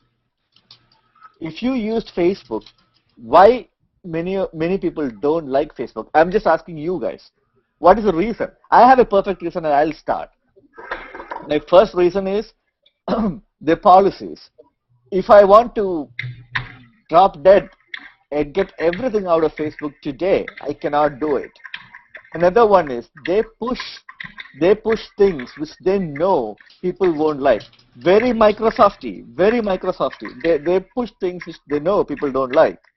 They will then give a pathetic apology saying that Zuckerberg himself will come and give a pathetic apology and will say, okay, we are scaling back. But they will put it out anyway. All these people who criticize that will get used to it. There was heavy criticism for Timeline when it came out, right? A lot of people didn't like it. 50% liked it, 50% didn't like it. What happened? They push it anyway. Google cannot do that. It's a much more mass-appealing company. It's got a lot more, I would say it carries a lot more respect. Last week, there was a lot of the best tech company in the US, right? It still got it. It beat Apple. It beat everybody else. Why? Because a lot of people, they may not be using Google+, but still, they like Google because they think that Google has character. That's my point. And that character is good enough for people to eventually realize that Google got it right with this one. And I don't really care whether people come or not. I just only care that Google Plus should not be a failure. Because I believe the fourth attempt, they actually got it right. And the reason why they didn't get it right for the previous 3 attempts, because this company has never really sold anything to a regular customer on the ground. They tried a few times, but they never really tried. They were not a product development company which is selling to every person like Microsoft or Apple. They were not used to that. They don't have a PR for that. They don't have the customer service for that. You use a Google product. Other than the ones you buy, 90% of all products you use, you actually use it for free. It's ads revenue, right? So the whole idea is now they're grappling with that kind of change within the company. One side, Larry Page is completely rounding up the company, getting rid of a lot of products, concentrating on the social side. Who made the mistake? I think the previous CEO, I forgot his name. He didn't see that social is going to be very important and Facebook is going to be a threat. But they realized it pretty late. But I think it is never too late. That's my point. I mean, what was your point? I'm not sure I followed that. I was just saying, I was going on a rant, just a passionate rant. What I'm saying is, we are unhappy because we see a lot of things which we want to see in the product, but we are just a couple of people or a few people. They're probably doing things based on the feedback they get from the average user. 100 million people. I don't know how many feedback they get. They don't cater to you, me, or Mohammed Mansoor. They're doing mostly stuff based on what they think is good for the design UI, as well as the feedback they get from the people. Well, I think all this feedback that they're getting right now is probably more valuable to them than having a lot of users. What's that? I think all of this feedback that they're getting right now, so that they can make all of these changes, this is all more valuable to them than having more users than anyone else. Right. So it actually they do this with all their products, right? It kind of moves them away from a Mensa-like product to a very Alan got it right last time, if I remember. He left. It moves to a very, I don't know what is a very Facebooky kind of a product. Yeah, mainstream. Mainstream. But what I'm saying is probably that is what you need to succeed in a social networking environment, to be Facebook, to be mainstream. And if you try to be like very, special or very oriented to people who really knows tech well, you might become a failure. Because at the end of the day, it's all bottom line. You need it to succeed. You need masses to adapt it. You need a 500 million users on it, right? Then only all these articles, all these journalists are going to come back and say, hey, this is a success. Then these articles will change. Then it will drive more. It's a cumulative thing. The critical mass is very important. I know I am passionate about Google. Sorry about that. I think we all are. Okay. Someone was asking about my headphones. They're Turtle Beach Ear Force P11s. I don't think they're anything special. It looks special. Actually, they look like the Google Music icon, don't they? George, you said something? Yeah, I did, Sri. You know, I got to agree with you and Alan where you was going at with that. You two guys have been around here for, well, probably since the beginning days of this, and you know, you want to see the changes and so forth. But just for instance, I don't know whether you've seen it. I threw it up on the chat that I got a client down in Salt Lake City that I've had for 5 years, and he's just totally anti-social media, hates Facebook, just has a confused time working with it, and I got him set up with Google Plus, and the first time he got on it and kind of looked at it, and he said, well, it's kind of confusing, and then he got back on it again yesterday when after the new UI had come out, and he's like, I get it. So, I mean, there's a guy that has no clues, never really been around social media, and he found the new layout to be very easy to work with. And that's what Google Plus needs to go after. They need to look out for those guys that are coming on for the first time, or those that are coming over from Facebook, and not those of us that have been around for a while and expecting a lot more out of them. Well, as much of a shock as the new layout was, I think, to those of us that were using it already, if you go back to Facebook right now and look, it's almost like you're looking at MySpace. Facebook looks kind of rough now. In my opinion, I think Facebook, from an application design point of view, I'm a techie, so I design systems, I architect systems. I would say that in terms of usability, Facebook still is a very, very good application. It's a well thought out application for the masses. So, I mean, they have been very, very careful in terms of adding features. You type something, but they have made mistakes also. You can't edit a comment, for example. I mean, that's what I believe at least. I haven't tried in a while. But what is really wrong about them is not the application. It's about their strategy. It's about their, I mean, I don't really want to see that I read this book. I never ever, there are video links, okay, this person read this article on Washington Post. Fine. I click on that, and the moment it asks me to accept Washington Post as an application, which can access all my details, why would I want that? If Google does that, I'm not using Google Plus anymore. You know where I'm going with this? So that is one thing. Why would you want to, Joshua, why do you want to see that in Facebook that, okay, you're my friend on Facebook. Why do you want to see that I read this article? Mm-hmm. And recently there was a controversy about how this, if you sign up for one app and how they share it with everybody else, that is really crazy, right? Mm-hmm. They will use your picture and say, advertise without, I mean, it's in the fine print, it seems, that they can say, Joshua read this and he likes it if you say they like. That's total BS. And suddenly you have to be careful what you read. Absolutely. Everyone can see it. Totally. And there are so many such things which I kind of feel very uncomfortable with Facebook's, Facebook's attitude towards the users. Somebody said yesterday when we were having this casual hangout, 850 million people, Eric Rice said this. Who cares? You know, when somebody like you and me makes a complaint, Facebook says, yeah, get lost. They don't care because they have so many users. But that is arrogance. Over a period of time, I mean, every tech company who was arrogant was sidelined over a period of time. You know, some of the few which really came back was because of visionaries like Steve Jobs, for example. Mm-hmm. So, I don't see somebody with that kind of drive to really connect to the end user. Look at the way Apple designs products. I mean, I'm an Apple fan. I use a lot of Apple products. Considered, I know that there are cheaper alternatives. The reason why I am the product is, I mean, I love them is, they look at how you want to use it. The end user experience is so much important to them. You know, it is. They kind of think that the end user doesn't know what is best for them unless we show them. When they redesigned the entire mobile phone paradigm completely, they created iPhone. I'm like, oh, there's no buttons on this. Oh, it's all touchscreen. What? A lot of people criticize it. I remember people say, I really like a physical keyboard on my phone.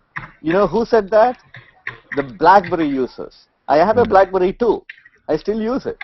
But what happens? You think BlackBerry is going to be any relevant anymore? No. The same thing is going to happen to Nokia. If they did not adopt to any of this smart operating system. But Google, as of now, is still doing a good job. But I think success of Google Plus is very, very important because it hits Google's primary revenue stream, ads. And if tomorrow Microsoft and Facebook together is capable of producing it, so already Facebook's social content is appearing on Bing. If you search, you can search in Facebook and see relevant information from Bing. That integration is just going to become better. So that is a threat. And Google's ad revenue is its primary source of income, at least in the near future. So that is where Google Plus becomes very important. You know, Siri, you kind of did mention one thing there, that Microsoft is like, or Facebook is like Microsoft And then you also came back with Apple and kind of compared it with Google, and you've hit it right there. Google is more like an Apple product. It's one that you're going to walk into, and once you start using it, you're going to start liking it because, like you said, they are getting user ideas here to be able to incorporate it to the user and not to what they want you to use. And that's Facebook. So I like what you're saying there. It's definitely apples and oranges here, Microsoft and Apple, and then Facebook and Google+. So, Go ahead. Many of the students I work with, like at the University of Washington and Seattle University here, when I mention to them about Google+, and a couple of days later, they'll come back, and many of them are already switching from their Facebook accounts to do a lot of their schoolwork now. And I think as they continue doing that, the rest of the students around them will also start bringing it over. What do you teach? I don't teach. I operate and run a nonprofit here in Seattle. So we work with a lot of interns from Seattle University and University of Washington. Okay. Just to going back to what Microsoft is right now, they are this huge corporation with a ton of great products and a ton of redundant ones, but they are somehow drowning in their own ecosystem, right? I hope Google won't reach this. So I appreciate what Larry Page did.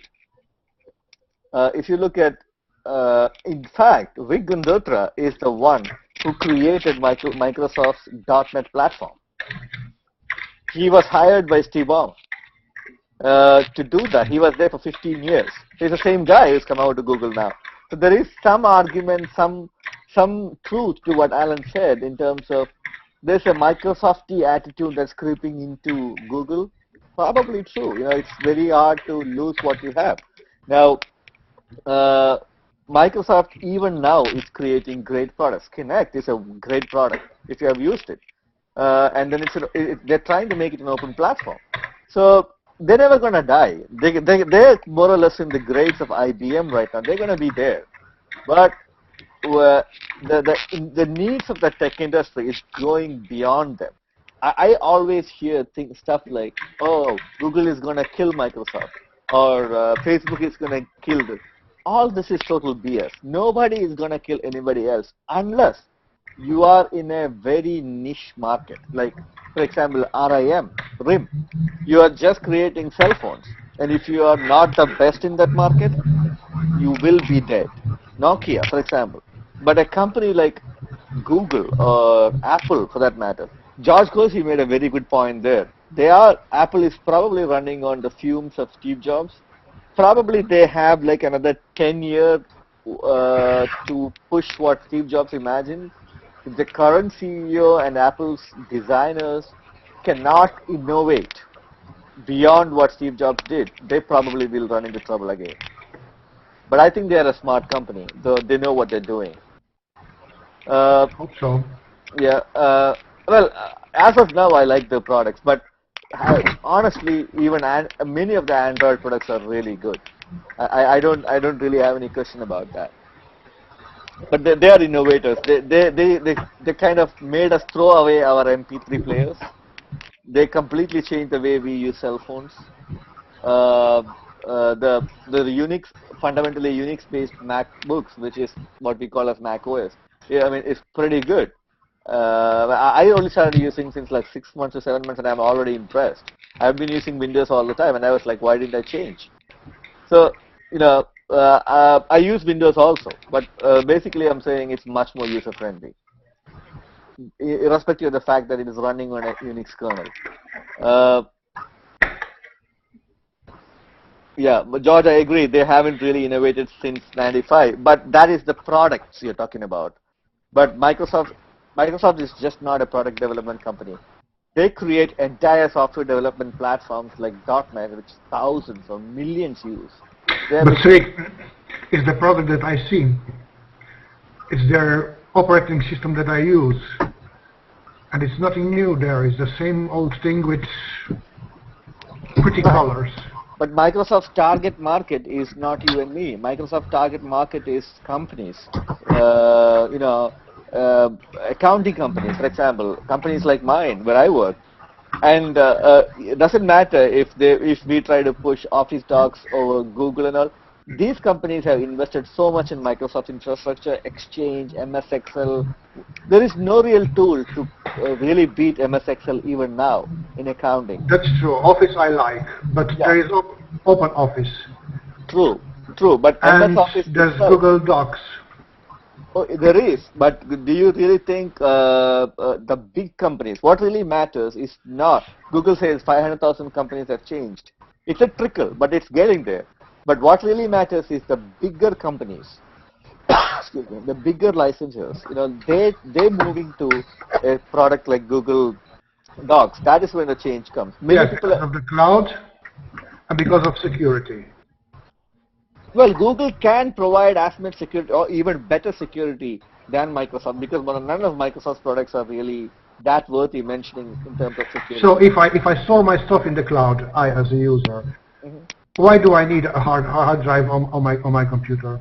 Oh, Microsoft also has a cloud offering for their Office. They have something called the Office 360. Well, and many bigger companies are using virtual desktops anyway, right?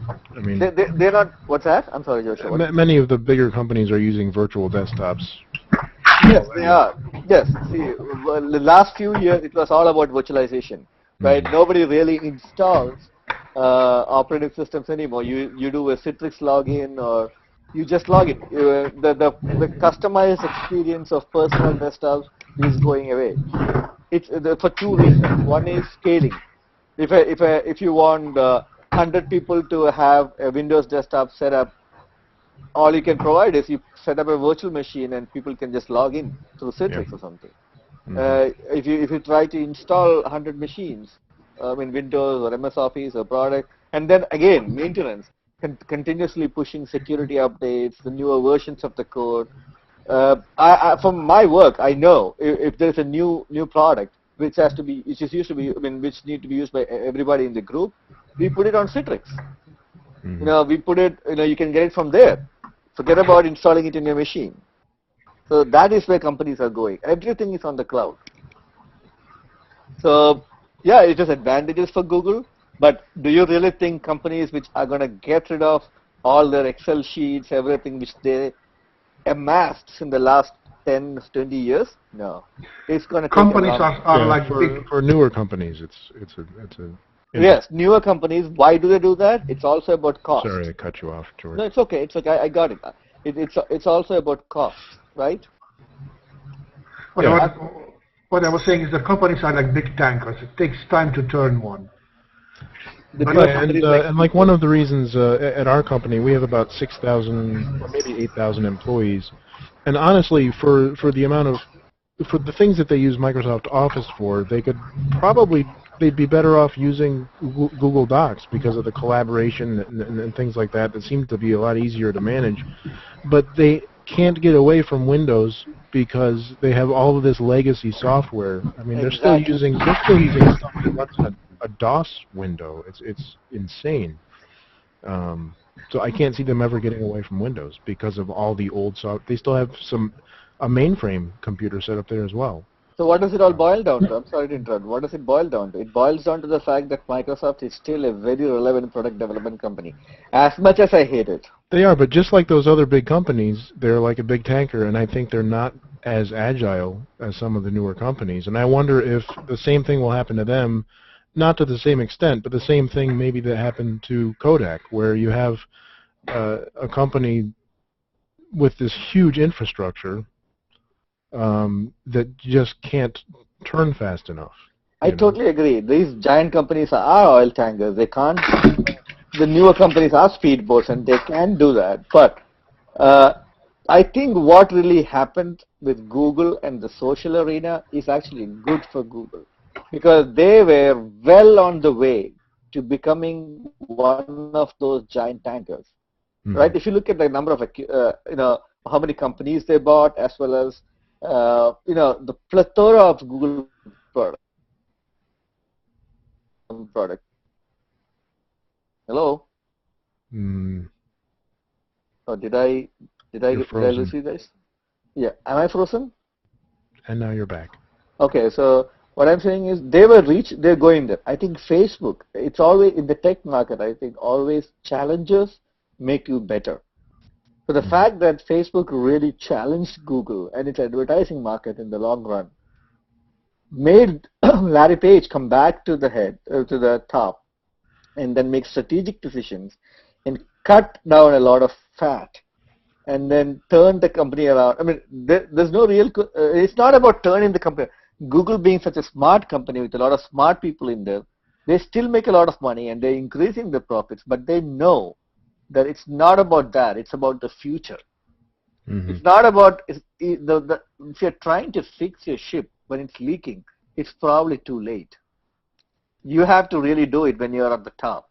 So now what they're doing is correct by giving it a strategy. So far, did Google have a proper strategy? No. They had a bunch of great products. Mm-hmm. Everything was great and we were happy.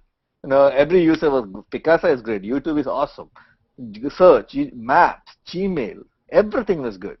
But they didn't have a cohesive strategy. That's what I'm trying to say. And Google Plus is important in terms of numbers as well.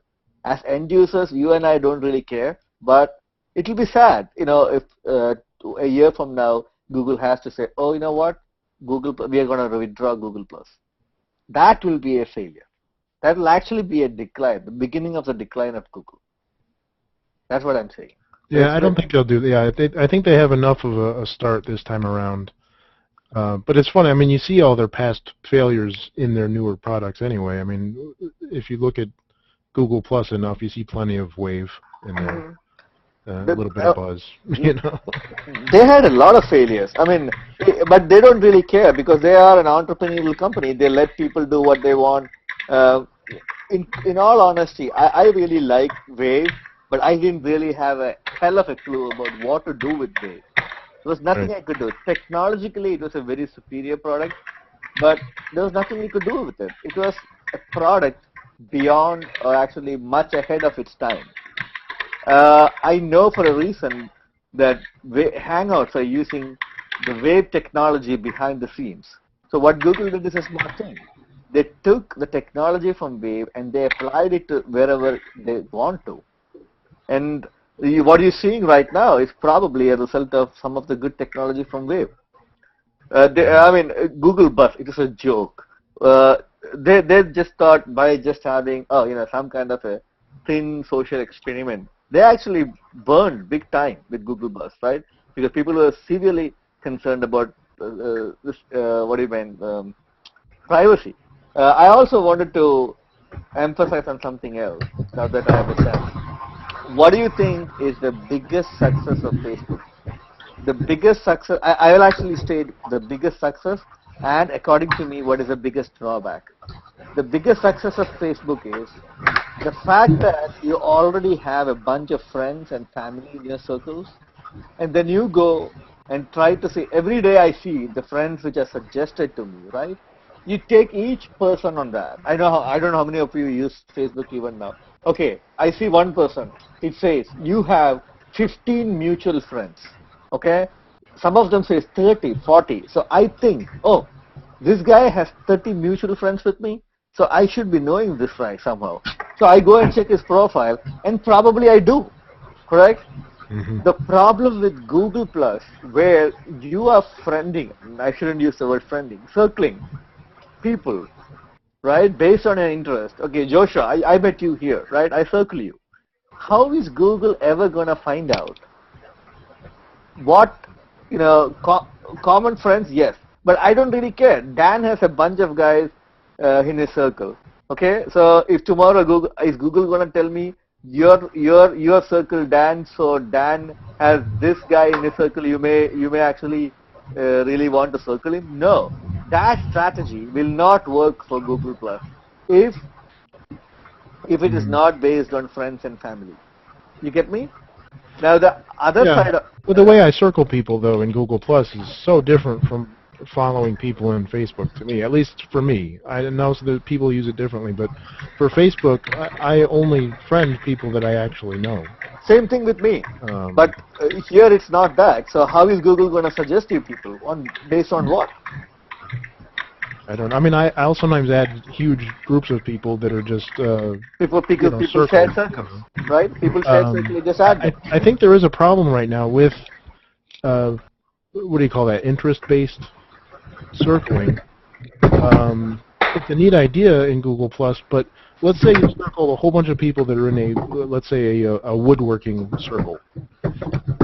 There's no guarantee that they're all going to be talking about woodworking. There isn't a place on Google Plus where you can go and that's the topic of discussion. There's not a place yet. Exactly my point. They need to somehow replicate. I don't want exactly for it to be a message board on here, but there needs to be some place where it replicates that functionality. Or for instance, like I fix laser printers for a living. There should be a place on here where people who do that can trade tips and things like that. You know, just why you're talking about Sparks. I see the Sparks. I guess you could kind of use it like that, right? That's sort of like using hashtags, right? In Twitter. I think it is actually hashtags. You cannot really say hashtags and Sparks are really the same, in my opinion. But if they could actually mimic the functionality of a message board where maybe you could post a question and then come back and people maybe have had a discussion about it or something later, you know. You see, I think that they need to have reverse circles where, you know, you'd still have circles the way that they work now, but you'd also have reverse circles where, you know, like I would create a circle, or I'd create multiple circles, one that's technology, one that's sports, and then people could subscribe to those circles, and then, you know, I could, if I'm talking about something that's explicitly about technology, that's a brilliant idea. You know, still post it to the public, but also include the technology circle, so that it only goes to those, so that it also explicitly goes to those people that subscribe to the sports, the technology circle, but not the sports circle. Yeah, basically, a way for there to be a place, you know, a place to go to talk about a specific topic, and you're assured that everyone there is going to be talking about a specific topic. You guys just said a brilliant idea. I remember telling this to Dan a number of weeks back, but my approach was slightly different. And the reason why at that time we thought it was not possible is because what Anthony said is, you are creating a circle and you call it technology, right? But that is purely your circle. The outsiders, people who, I'm not saying outsiders, nobody else knows about the circle. The name of the circle itself is hidden. But what if there are public circles. You know what I'm saying? Public circles. You just said it at the same time. Yeah. George typed it. Exactly. I mentioned this like a few weeks back. But the problem why they're not going to do that easily is because moderation. Yeah. And moderators. Yes, and then are they hoping that people will make pages to do that? Is that what they're hoping people will? I mean, or if they could just put a sort of some kind of a functionality for a moderator into pages, and then people could set up their own pages, moderate it themselves. But you cannot post to a page if you don't own it, right?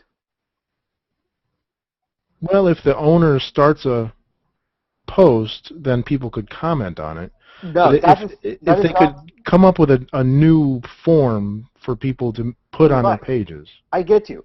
What I'm saying is, it's a great idea. They can use pages as a circle or something. You know, now that is not based on circles anymore. It's based on one profile and everybody subscribing to it, right? Mm-hmm. And then for pages, they should actually allow people to post, not just the owner of the profile. Right. You know what I'm saying? So for all we know, perhaps it's coming because they are listening. Absolutely, they're probably listening, but that is a great idea. And at that moment, you are actually interacting at an interest level very clearly. Well, let me tell you this. I love programming in Java, right? There are hardly any Java discussion groups or Java technology groups within Google+. I have subscribed to a couple of people who call themselves Java Enterprise Architects. They make some posts out there which I don't even find any interesting. But if I had a genuine question about something I'm doing, right? So Oracle, since Oracle bought Sun Microsystems, they have a forum where you can go and talk. Who the hell cares? I don't want to. In Google+, I believe there are real programmers out there, people who really handle stuff. If there is a circle, a public circle, or a page where I can subscribe and I can post a question and people interact with me on a social level, and knowing that, okay, they see my profile, they know who I am, blah, blah, blah, that is great. That is where it will really take off. So, I mean, the good thing about what Joshua said is, instead of making it a public circle, make it a page and allow everybody to post, and then the owner of the page can moderate it. But if you make a public circle where people can subscribe to, then Google will have to moderate it. That's not going to happen. Yeah, and you cannot say that, okay, I want a circle called Microsoft Technologies, right? Because somebody else probably wants something called Microsoft Technologies using Connect. So it's very difficult. So it's up to you to create. So they don't want to. We're talking here about clubs, aren't we? We're talking here about clubs, belonging to a club. Clubs grow people. Clubs attract people. And you know what is a good thing about it? These are all these posts are probably public and will be indexed. Got it? This is not your circle. You're subscribing to a profile. The owner of the profile wants to make it public. You have a great problem to discuss. I know, George, you're into gardening, right? You have a great problem to discuss. You go there and you create a page called for gardening.